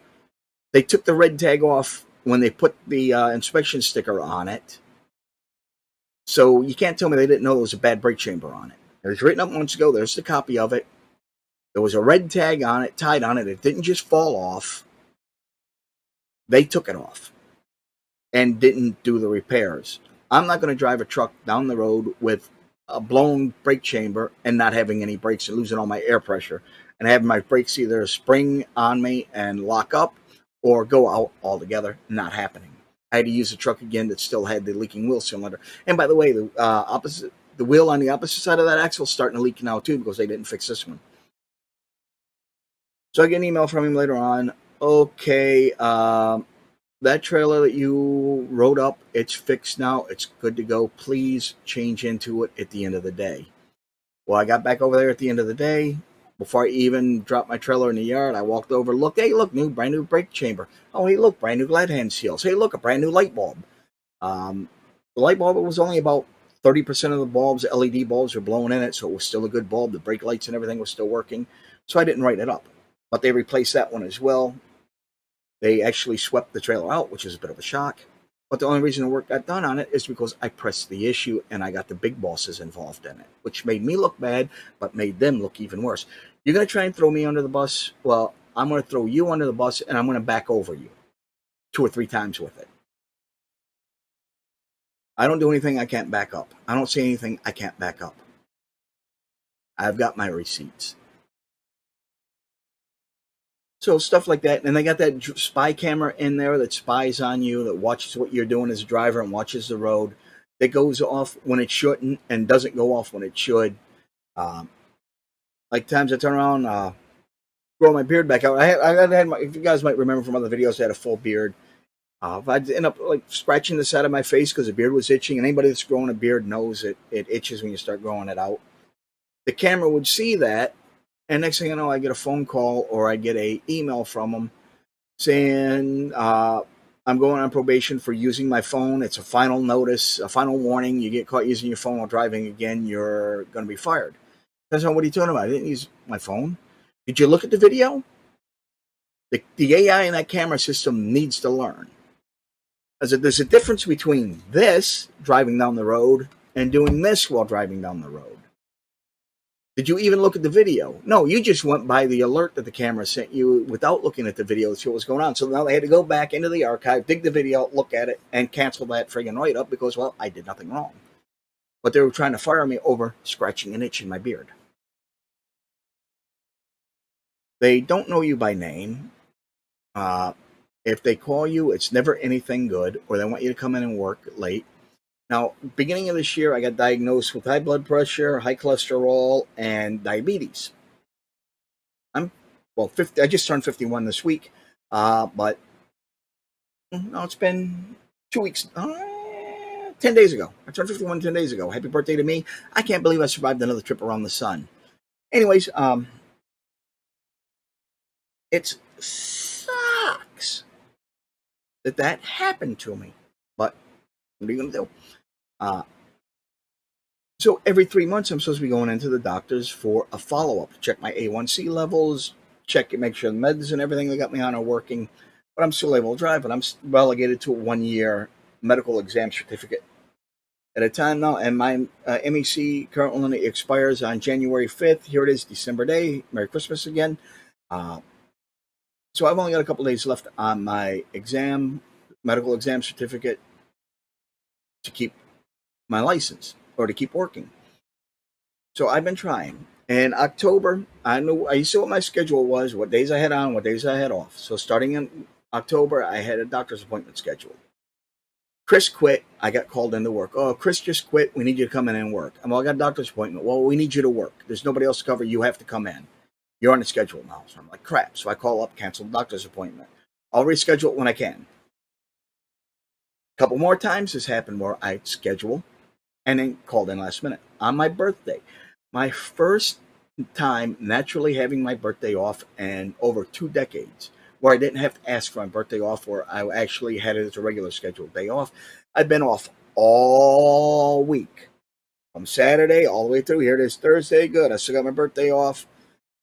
I'd scheduled another doctor's appointment for my birthday, not only for my diabetes follow-up, but to renew my medical exam certificate, my DOT. An hour before my doctor's appointment, I'm getting ready to walk out the door. I get a phone call. Well, why aren't you at work? Because I'm off. No, you're not. You're on a schedule. The fuck I am. I am not on that schedule. I checked it last night when I came in to make sure. I've had this day off all week. I've got it off. I'm taking it off. Oh, no, you have to come in and work. You're on a schedule. If you don't come in and work, we're going to have to let you go. So that morning, they put me on he said he put me on a schedule. I went into the office and looked. I wasn't on a schedule. A different guy was on the schedule. The guy that was on it originally, they took him off, moved him to another route, moved one of the fly-in drivers, put him on my route, then turned around and said I was scheduled to work it. No. So it turns out I had the day off after all. I had to call up last minute, cancel the 5th doctor's appointment in a row I've had to cancel in 2 months. Well, now they're charging me a $125 cancellation fee for the last 3 appointments I've had to cancel because of this crap, because of these scheduling issues. I blew up on the boss. I said, look, man, the message you're giving me is F your health. The company comes first. I'm done. I had it. I'm looking for another job. As soon as I get another job, I'm out of here. Then all of a sudden he starts throwing a bunch of time off at me. I said, no, I'm not taking a freaking time off. Especially now, I need the damn money. Oh yeah, I'm pissed as hell at these guys. But when they turn on and they're telling you, screw your health, the company comes first, it's time to look for another job. They won't fix anything when it's broken. You got to argue and fight with them to get anything done. It's just, I don't know, man. I don't know. Where are we at here?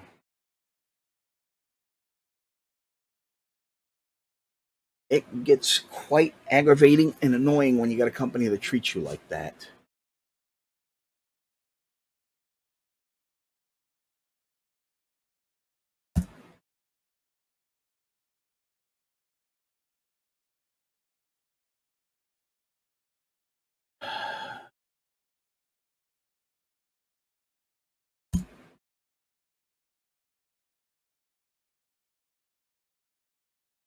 So it's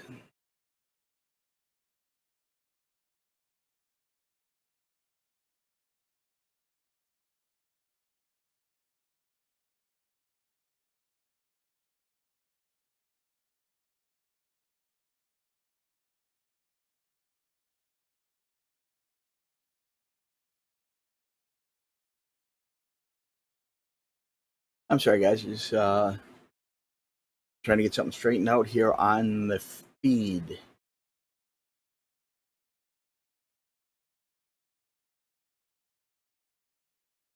No, no, no, no, no. Oh, crap.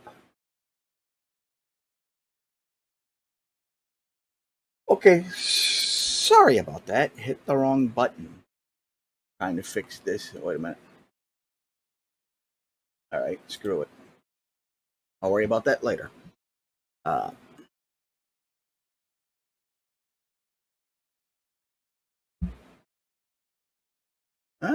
Christmas party. Yeah, invite me to a Christmas party. It's too late in the day to go. That's why, because it says it's suspicious activity.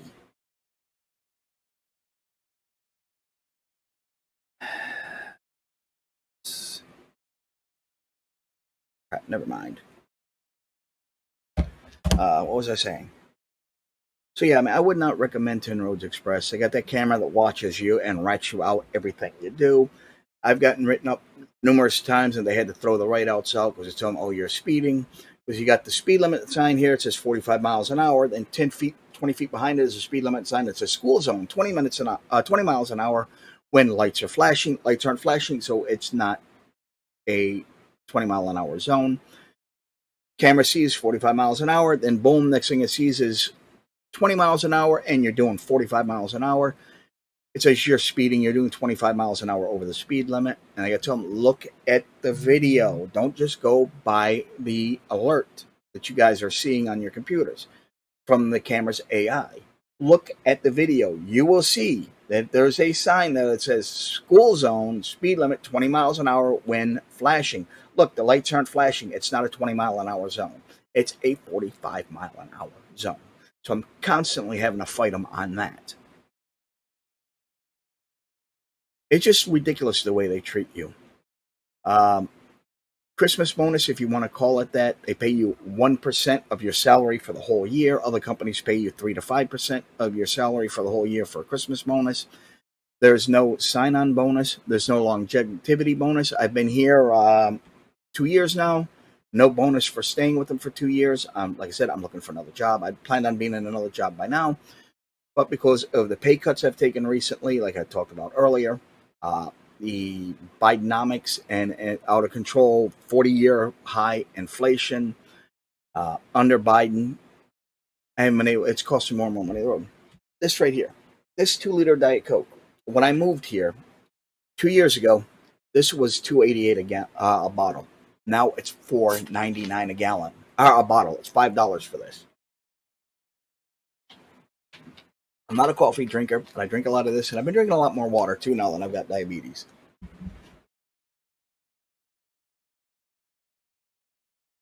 It's just ridiculous the way they treat you, and I wouldn't recommend it on anybody.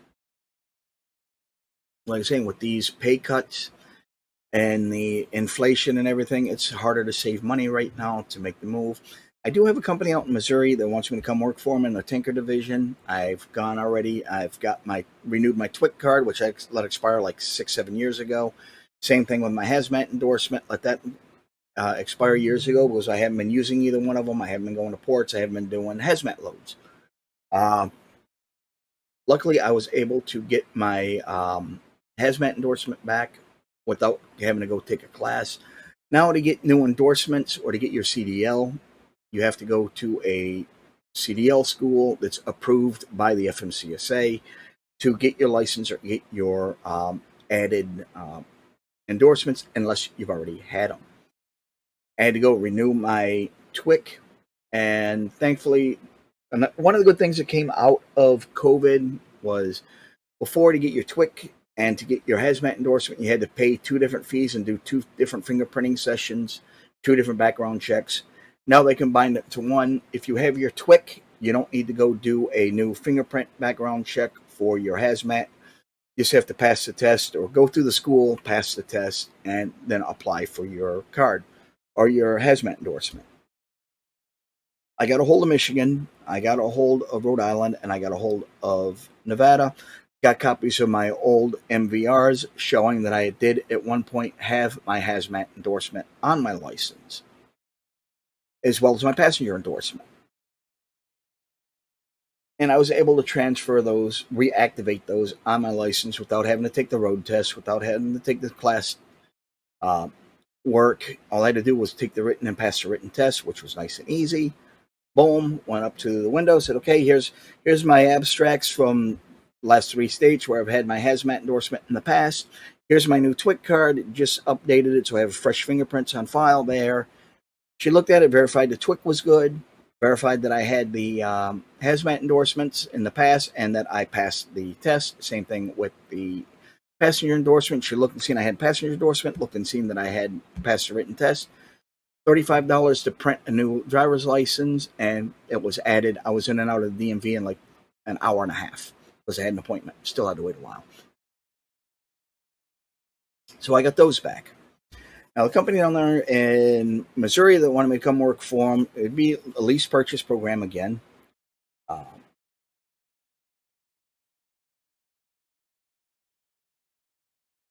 They have a sign-on bonus. They have retention bonus. They have safety bonuses. Like here at 10 Roads Express early last year, they said, hey, we're going to start paying you guys safety bonuses. Nobody's seen a penny of it. Now we ask them about it. Oh, we don't know what you're talking about. Well, this email right here, oh, that was sent by mistake. They were thinking about it. They decided not to do it. That email was sent by mistake. They pay longevity bonuses. They pay referral bonus. I'm supposed to be getting $500 for every driver referred. I've referred 2 drivers. Both of them are hired. Both of them worked. I'm supposed to get the $500 bonus the first day they work. Didn't get either bonuses, and neither one of them lasted more than 30 days anyway, so it doesn't really matter, I guess.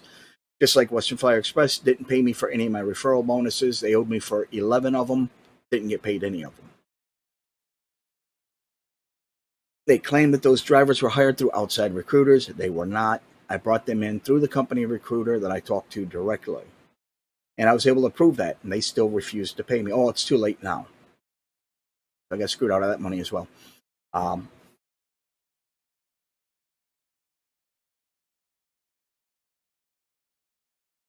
Lost my train of thought. Anyways, that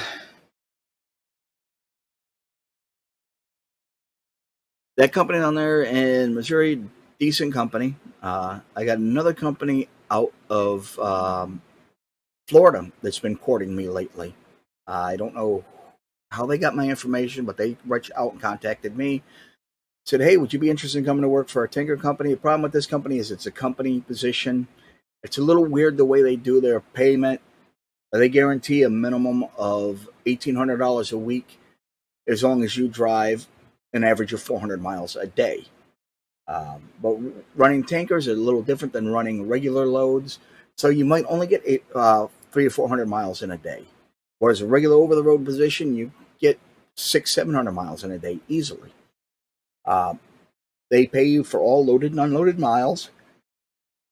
They too require hazmat because they do a lot of alcohol, bulk alcohol shipment, wine and spirits, and a lot of it goes up to Canada.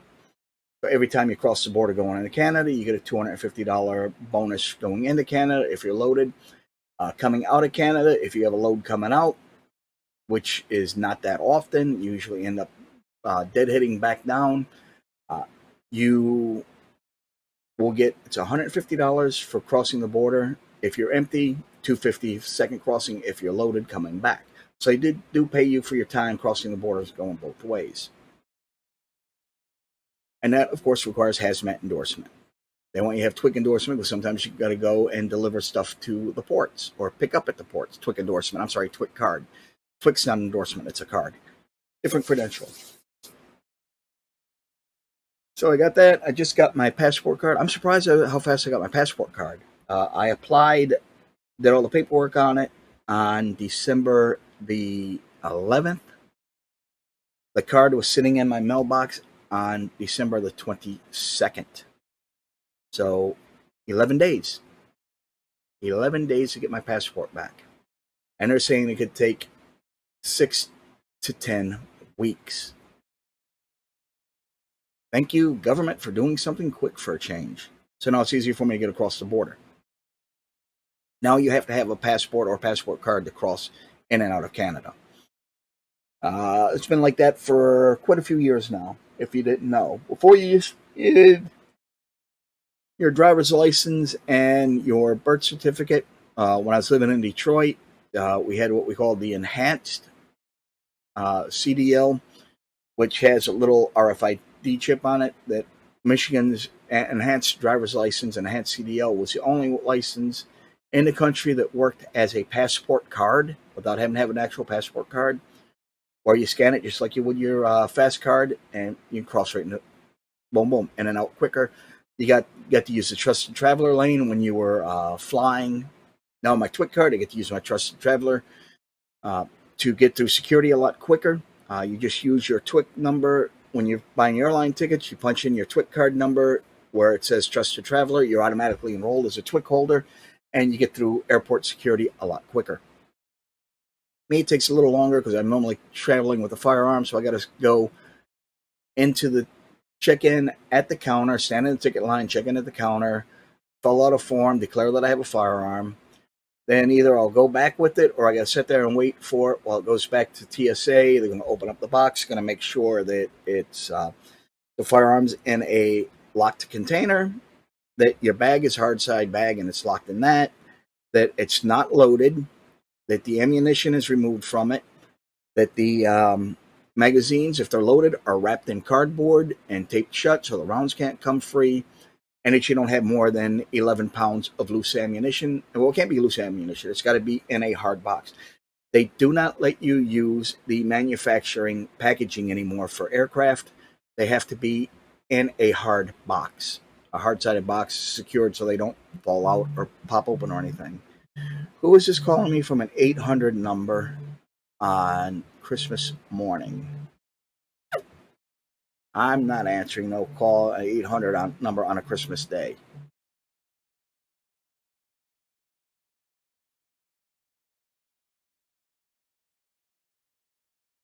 So yeah, I do travel with firearm quite often, so it takes me a little bit longer to get through security or to get checked in anyways. I get through security pretty quick once I check it in.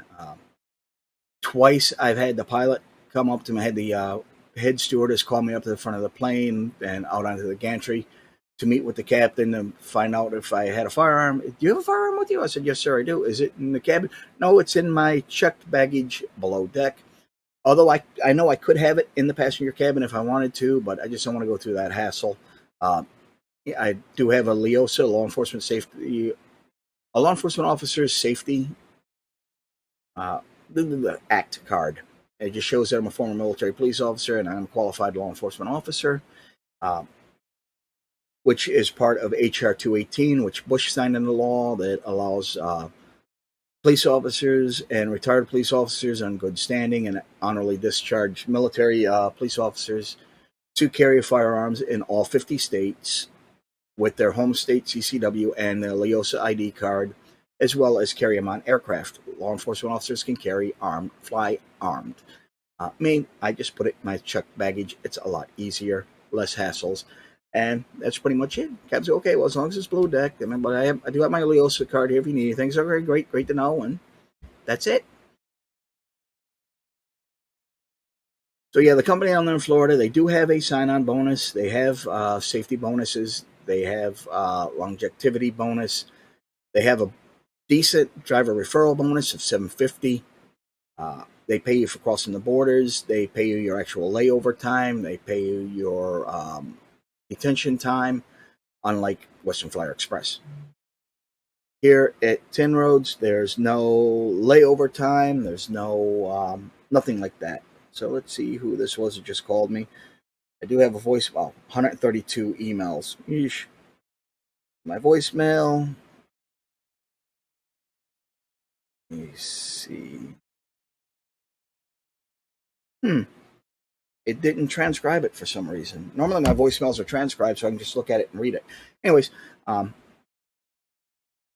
so I'm at a trying to decide which of the two companies I want to go to work for. Both of them still have positions. They're tanker companies, so there's always positions available.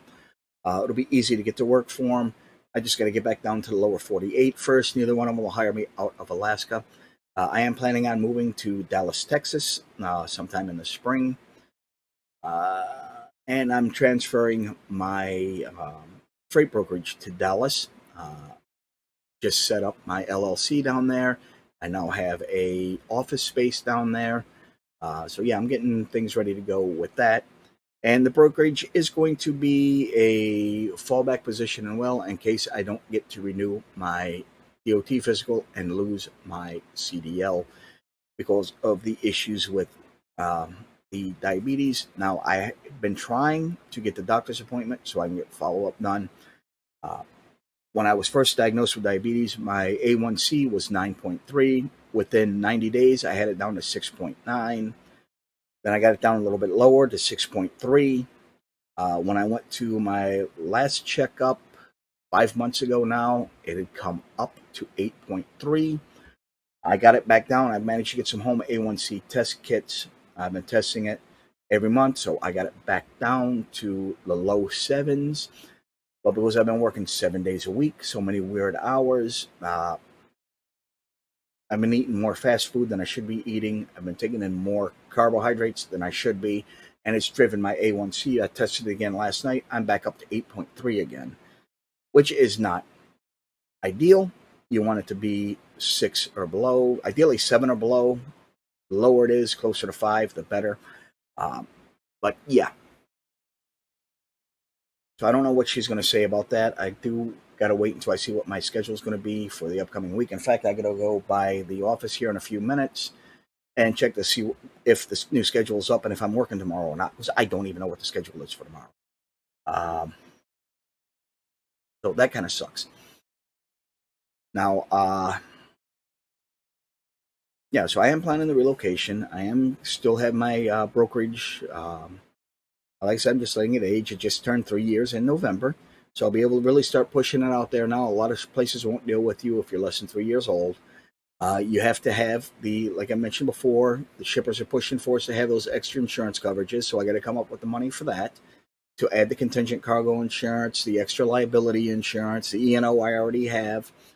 I got to renew my BMC 85 next month.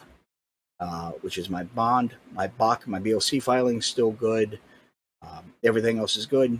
I'm updating my MCS 150 because I've been aging it. I haven't really been using it, so I had to file my new annual with my new or biannual rather report with the new address. Once I get that filed, my new PO box. Well, I shouldn't say my new PO box. PO box I've had up here for a couple of years now, but I didn't have the my brokerage associated with that address. I had it associated with a virtual office. I no longer have that virtual office, so I'm got to update it to my PO box. Once that's done, then I can file another amended update for it. I believe it's the MCS 130B, or it's the 150B. I forget, so you can change the company name and change the company's address officially. So once I get that stuff in and get that all updated, I'll be good to go there. I'm changing the company name. We'll release that later on. And yeah, we'll get that stuff going. For side hustles, things I started doing on the side to make a little extra money, to make the move a little more easier, and to pay off my credit card bills and stuff. I started a small power wash company midsummer last year. I've done a couple small jobs on it. It's wintertime, so I'm shut down for now as far as that goes. But in the springtime, I'll be able to start power washing again. I am using an app called Roadie, Roadie. It's a delivery app. I do a lot of deliveries for like Home Depot, some medical stuff. The two main loads that come across are Home Depot and Delta Airlines, picking up people's bags or packages, cargo that got sent air cargo, and delivering it to them. Some of those pay decent, but you got to pay attention to them. Like there was one not Home Depot, Delta had posted, and they were posting it multiple times a day for 4 or 5 days. Then they stopped posting it, so I don't know if who was waiting for the package drove all the way up from Sterling, 157 miles to pick it up, or if they got some sucker to do it. But they started out 157 mile, 300-pound load. They wanted to pay $29 for. Yeah, nobody's going to do it for that. They finally got up to about $100. Still not enough. I'm going to need at least $300 to do that. It's a 150-plus mile round trip run. It's a long day. And that trip can take 8 to 10 hours going one way in the wintertime. And then when you get down to like Turnagain Pass, chances are the pass is going to be closed and you're not going to be able to get through there. And you're going to be stuck waiting a day or two for DOT to get out there and open the road up due to snowfall. I think they've gotten 10 feet of snow down there, and already here in Anchorage, we've gotten close to 8 feet of snow this year so far since early November. So yeah, it's not worth it to go that long of a haul for no money. I mean, I'm going to spend $100 in fuel just drive there and drive back in my personal vehicle. So yeah, we're not doing it for that. Some of the other stuff you'll end up doing with them are Lowe's, Walmart. It's multiple drops. You might get three to five different stops, and they'll pay you like $25 to $30 for all of them together as a group. But it's usually within 2 or 3 miles of the store, so it's not that bad. Then you got CVS or Walgreens doing delivering people's pharmacy meds. That's usually a short trip. Those pay $9, $10 for that trip. A few minutes to do it. It adds up quick. The other one I'm using is called Observa, Observa, which is basically its merchandising. Those pay anywhere from $3 to $9 for each assignment, but you might end up with a whole chain of stores with 3 or 4 different assignments in each of the stores, and each one's going to pay $3 to $9. All you're going to do is you're going to go in, you're going to find a specific product, take a picture of it on the shelf, fill out a report. Okay, at this store, at this date and time, I found this product. This is the condition of it. It was a mess. It was hard to find. It was easy to find. It was prominent. It was well organized. Here's a picture of what it looks like, and you send it off. If you were the first one to do it, because I mean, once you accept the assignment, they don't turn around and take it down. They leave it up until it gets done. So somebody else could have gotten there 10 seconds before you and did it, and they end up getting paid. But they could have gotten there 30 minutes before you, but you got there, took the picture, filled out the report while you're standing there, and sent it in before they got their sent in. They were there first, but you submitted your report first, so you get paid for it. You have 4 or 5 products in one store. You can have in a 10-mile radius, you can have 5 or 6 of the same store, and you're going around to that chain and doing the same thing in all of them. The other one that pays anywhere from $9 to $15 is a full-on merchandising audit. You're going to go in, you're going to front all the stock, you're going to pull everything forward, make it look nice and neat. You'll take a picture of it when you get there. You're going to organize it, pull everything to the front, take a picture of it when you're done. Then you're going to go talk to the store manager and say, hey, Steve on behalf of so-and-so, we're here to do a audit of such and such a product. I fronted everything, organized it for you, did all the merchandising on it. You're a little low on this product, or this shelf is completely out. If you have any in the back, please have it restocked as soon as you can. If not, please place an order for the new product as soon as you can. Oh, by the way, they got this new product coming out that might do good in this area. You might want to try this new product. You do your report. You send your before and after pictures, same report. You add to it, I spoke to manager so-and-so.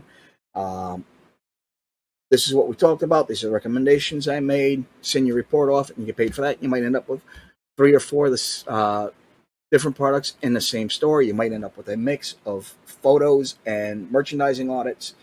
Some you're talking to the manager on, some of them you're not. And that adds up quick, especially you got like 5 or 6 stores in a 10-mile radius, and you're doing 3 to 5 different audits in each different store. That adds up real quick. So there can be money made doing that way. Also, when I lived out in Rhode Island, Michigan, and Nevada, I was a notary public. In Rhode Island, I was also a justice of the peace. Uh, in Rhode Island, I was also a private detective. Now, here, following suit, here in Alaska, I am also a notary public. I am what's referred to as a RON, a remote online notary. So I can do notarizations for people over the internet as long as I'm in Alaska. And any U.S. citizen anywhere in the world that needs something notarized, we can do it online now. Uh, Makes it a lot easier for you guys, and it's legal. There's a few things you need to do it. You need a computer, a camera, a microphone, and a printer and a scanner. You need to be able to scan in your documents. Do not use your phone to scan in your documents. I know there's PDF readers and they say, oh, yeah, just take a picture and upload it. Do not do that with your documents. If you don't have a scanner or an all-in-one printer that can scan, you can go to like UPS store, Kinko's, FedEx store. What are some other places you can go? Uh, uh, Staples, Office Max, Office Depot, any of those places. They can scan it in for you and either email it to you as a PDF or upload it onto a thumb drive if you have your own thumb drive, and go home and upload it to the system that way. Or you want to save some money, you can go to your library. Most libraries will be able to do it for free and email it to you or put it on a thumb drive. For your ID portion of it, for your ID verification, yeah, you probably want to use your phone. It's a high definition photo, it makes it a lot easier. You're going to answer some questions. You're going to upload your picture. You got to verify your identity. And then when you get on with me, I'm going to tell you, hey, hold your ID up next to your face, get close to the camera so I can see your ID. I want to match your ID up to your face and make sure I'm talking to the right person. That's why you need the printer, camera, microphone, and be willing to have your conversation, audio, and video recorded and saved. That's just in place of having to sign a logbook because, well, you're online, so there's no logbook for you to sign, and I can't get your thumbprint. So I have to have your on video agreeing to be videotaped and recorded and agreeing to do the notarization online. And when it's all said and done, you pay your fee. It's like $25 is the base fee. And if for one stamp, I think 2 stamps you can get for $25, and then they charge a little bit more for each additional stamp you require. That's charged by the vendor. That's not charged by me. I only get a small percentage of what they charge.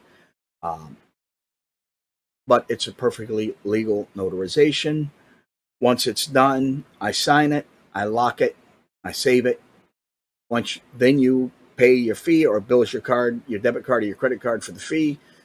Then you have access to it. You can open it up and you can print it out, and you'll have a legal notarized document. Another thing I'm doing is LSA or NSA, loan signing or notary signing agent, where we're closing on real estate deals. We're doing the finance part of the closing, where we meet with you, you fill out, you sign the contract. Now this gets expensive to get into. I'm already $3,000 into the hole just to get set up for NSA.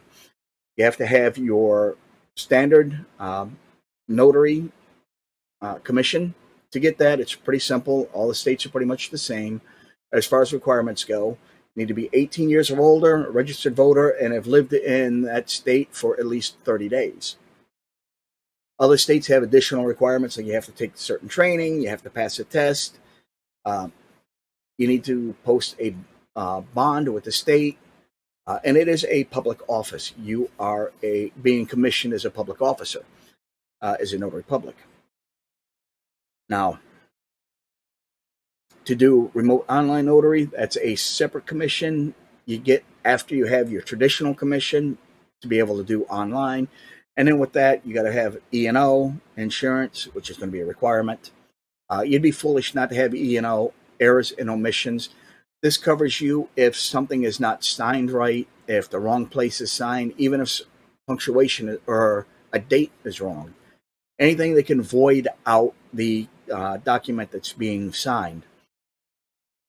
Uh, Now, when it comes to your loan signing stuff, you're going to be printing out on two different size papers. You're going to be printing out on legal paper, which is 8.5 by 14 inches, and you're going to be printing out on letter paper, which is just 8.5 by 11 inches, your regular printer paper. So you need a printer, a LaserJet printer. You don't want to use an inkjet printer. You're going to go through too much ink too fast. You're going to burn out your printer too quickly, and it's going to take forever to print them out. You want a two-tray printer that can do two different papers at once. So when you have one of those printers, one of the options you have in your print menu when you go to print is print to PDF size. That will automatically print each page out on the right size paper and keep it collated in the proper order. Now, if you don't have a dual tray system, you only got a single tray system, you'll have to use a program to separate the two documents in the PDF, rather the legal size and the letter size. Print out a letter size, print out a legal size, and then you got to put them together in the right order. One page being out of order can void the whole contract. And sometimes you have to print out a minimum of 2 copies, sometimes 3 copies. If there's only one signer, you only need 2 copies, one to leave with them and one for them to sign and turn in. Then if there's a signer and a co-signer, you need 3 copies, one for each of them and one for yourself to sign and turn in.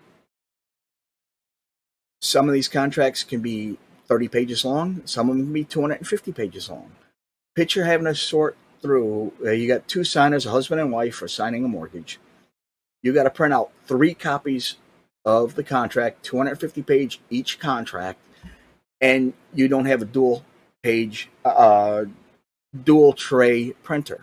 And you got to print out all the letter, then print out all the legal separately, and then organize them. It could be letter, legal, letter, legal, letter, legal, letter, legal, all the way down the line, different size pages. And laws in different states require specific size paper for specific documents for the loan to be valid.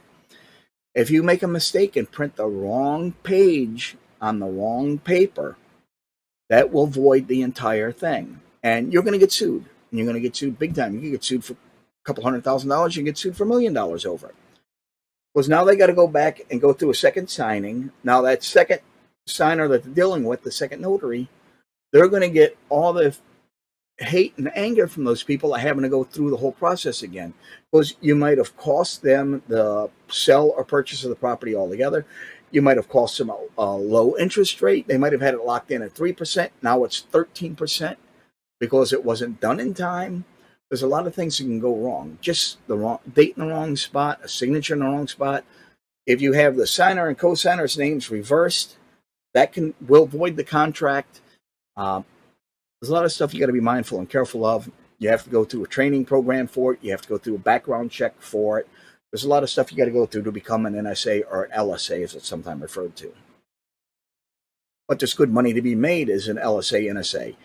Some of the guys that are doing it are doing just that, no regular notary work, and they're clearing 6 digits a year.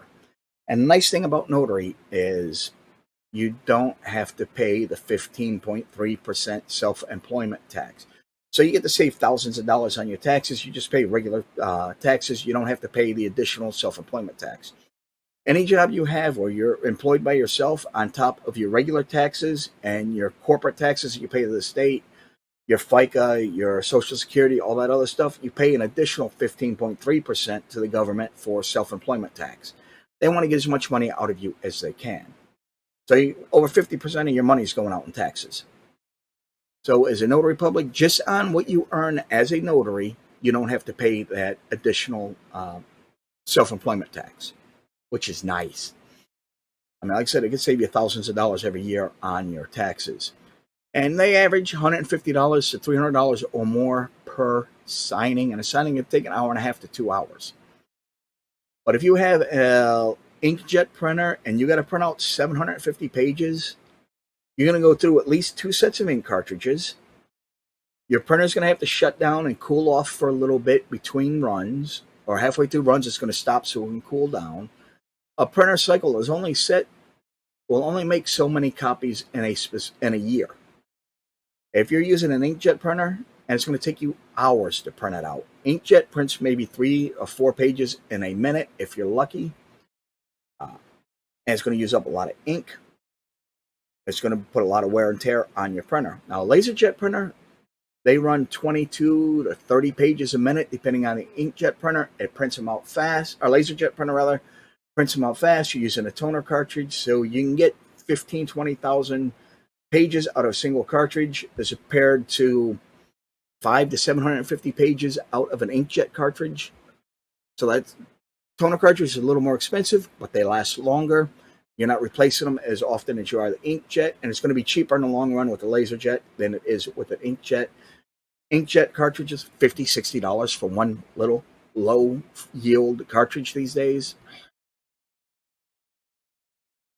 So you're going to want a LaserJet printer. It's going to print out a lot quicker. You're not going to go through as much ink, or in this case, toner. And all you need is a monochrome, a black and white, something that can scan in, because sometimes after you scan you do the signing, you got to run back home. You got to scan in certain pages, if not all the pages. Email them to the closing agent. He's got to okay it. He'll look at it with an hour or two. They'll tell you, okay, it's good to go. Overnight it to us. Then you got to turn around, run back out to your nearest UPS store or FedEx store, whichever one they're using, and overnight it to them. Usually they'll send you a pre-printed label. So you got to do is get the label, put it in there, put it in a legal size envelope. Never fold, bend, roll, staple, paperclip, any of that stuff. Just keep everything loose and in order.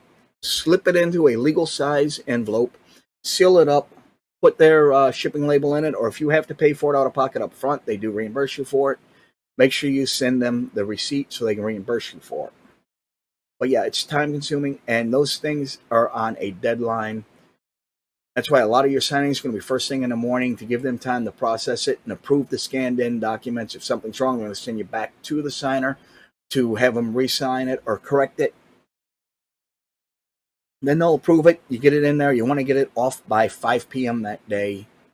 Some places it's 2 p.m. to make the overnight flight or the next day flight, so they can get it right away so they can process it. Because a lot of times I might be doing a signing here for the seller, but the buyer is 3 states away.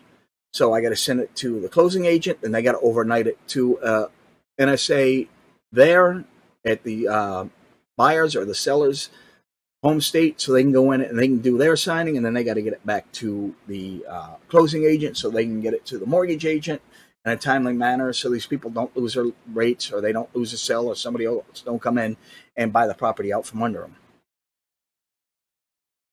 So what are we going to talk about next? Well, let's get into the Western Flyer Express lawsuit, and we're going to wrap it up shortly after that, I think, because we're 2 hours into the stream. Wow. Boy, can I talk along, and it only seems like it's been a few minutes. So I hope everybody's been sticking around with me. I'm going to be releasing this on both of my YouTube channels after this. I'm going to be releasing on Bears Mix and Bear Delivers, because people are going to want to hear this part here about the Western Flyer Express federal class action lawsuit. Well, it's settled. It's over. There is a judgment.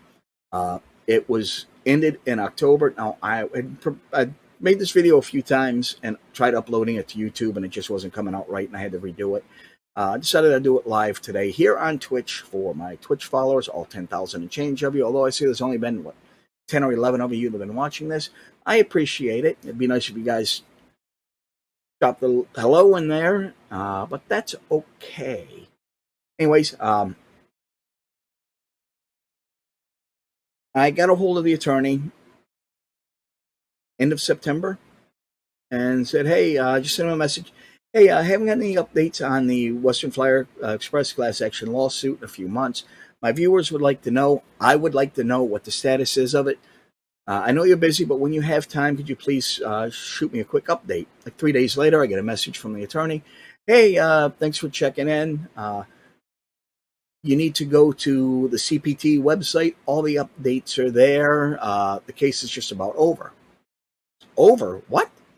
So go over to the CPT website, look it up. Sure as hell, it was over. The final motions were set to be filed in early October, with the finalization of the suit on November 3rd in Oklahoma City, Oklahoma, Federal District Court for Oklahoma.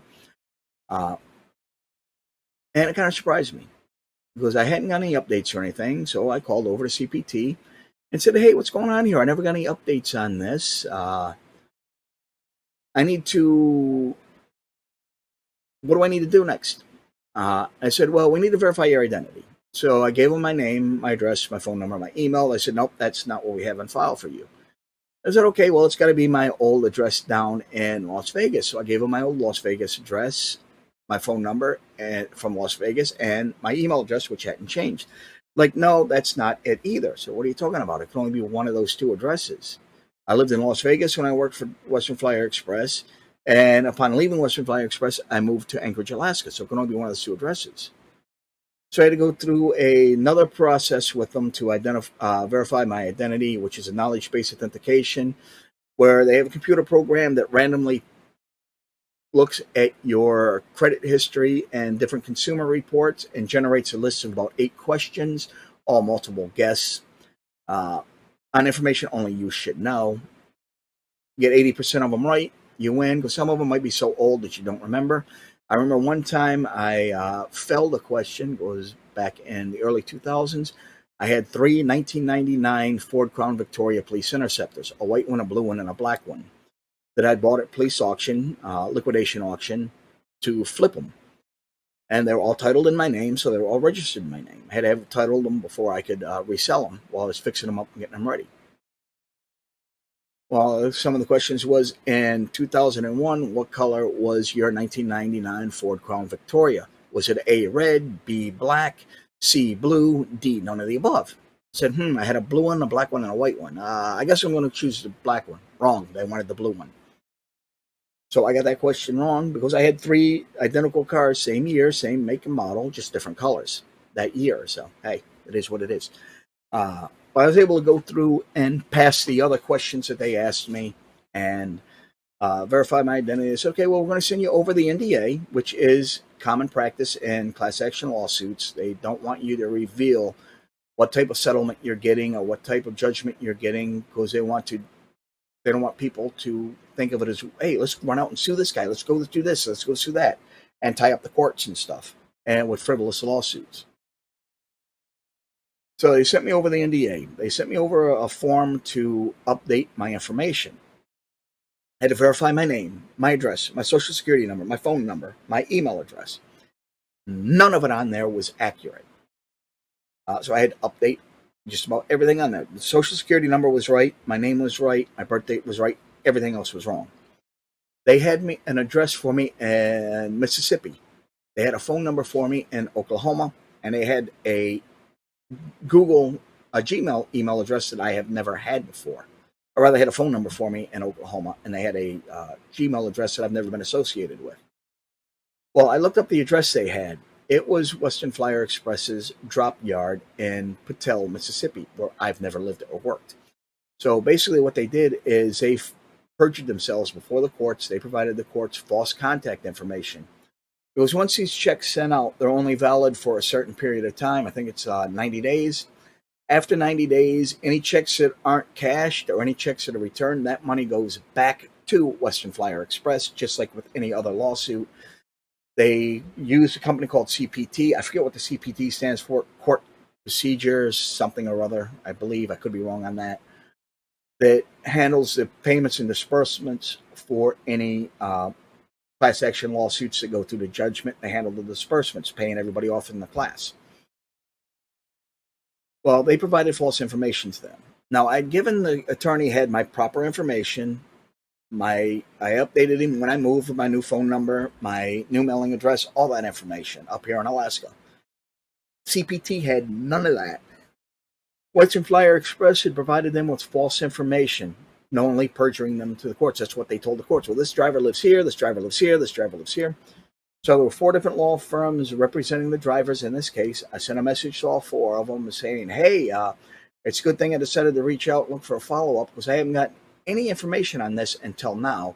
And Western Flyer Express provided false information to the courts for the drivers for our contact information. So I wasn't getting any updates on this at all. I didn't know it was going to settlement. I didn't know that there was an offer on the table. I would have rejected that. I never got the notice on it. Granted, it was I can't say how much because of the NDA. I will say it was a multi-million-dollar judgment against Western Flyer Express.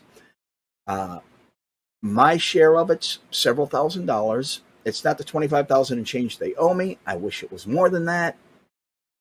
But yeah, I can't say exactly how much. I will say it's several $1,000s in my portion of the settlement, my disbursement. I was hoping to have that check before Christmas. Reached out to CPT earlier this month.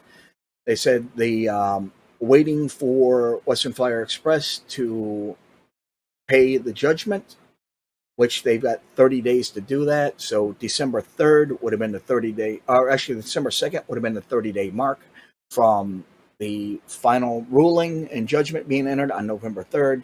They got 30 days.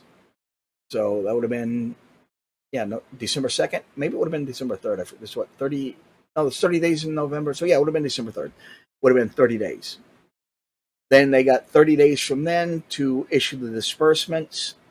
And it's either 90 or 180 days for us to cash the checks. Any checks that are returned to them or any checks that aren't cashed, that money goes back to Western Flyer Express. They get to recoup those losses.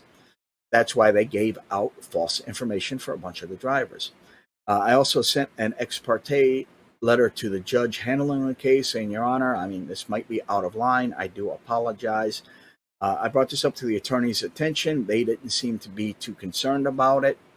But Western Flyer Express has ultimately perjured themselves before the courts by providing false contact information for the drivers. If I hadn't taken upon myself to ask for a follow-up from the attorney, one of the attorneys handling that's representing me, my portion of it, I never would have known that this had gone to going to judgment. I never would have known it was a settlement. I never would have known that I never would have gotten paid. Was they gave false information. The address that they provided for me was for their storage yard, their drop yard in Mississippi. I've never lived or worked in Mississippi. When I worked for them, I lived in Las Vegas, Nevada. I've since moved to Anchorage, Alaska. I've provided the attorney with my information. I've also provided them with my information because I'm trying to get some of the $25,000 and change they still owe me from the time that I was employed by them. But they're trying to recoup their losses. In my opinion, they're trying to recoup some of their losses by providing false information for some, if not all, the drivers. So any uncashed checks go back to them so they recoup their losses. I haven't heard back from the judge, haven't heard back from any of the attorneys on it, so I don't know what's going on with it. I don't know if the judge actually read it or if he put it aside as an ex parte conversation, which is something not really supposed to be done. But I mean, I felt it was so important that I want to let the judge know just in case the attorneys didn't. So we'll see what happens with that. But yeah, they said CPT told me to reach back out to them in beginning of January for an update on the disbursements when they are going out. So we will see what happens there. Now, I cannot, because of the NDA, the non-disclosure agreement that I had to sign, of course, I could have rejected my disbursement out of hand and say, no, that's not enough. I want more. But at that point, the law firms would have dropped me from the case. I would have had to hire another attorney on my own, which would be thousands of dollars, to go after Western Flyer Express for more money based on the fact that they settled on this. There was a judgment issued against them on this and payout, and they were found guilty in this matter. I could still lose my case. The judge could rule against me, and that now I'm out the thousands, if not tens of thousands of dollars. I had to pay an attorney to go after them. I would have to pay all the court costs and legal fees. I would have had to pay their attorney fees, their court costs, and other legal fees on top of it. So I'd end up out more money than I'm owed. So I just settled for the few $1,000s they're sending me. It's bigger than a bread box, but smaller than a car. Well, because of the NDA, I can't say exactly what it was. But if you guys want to look it up for yourselves, just Google Andrew Bissell versus Western Flyer Express, and you can pull up the case for yourselves. All right, guys, this video's 2 hours and 20 minutes long, making it officially a feature film. I'm going to get out of here and let you guys get back to your Christmas. Those of you that stuck around to watch my rambling, I truly appreciate it. All of my subscribers and all of my followers, thank you so much for being here. I truly love and respect each and every one of you. I want to, again, say Merry Christmas to you and your families. And thank you so much from the bottom of my heart for choosing to spend some of your time with me. That being said, a well-regulated militia being necessary to the security of a free state, the right of the people to keep and bear arms shall not be infringed. All right, guys, that's it for now. Until the next video, keep it between the ditches, keep the shiny side up, the rubber side down. I'll see you out there on the highways, and go Army, beat Navy.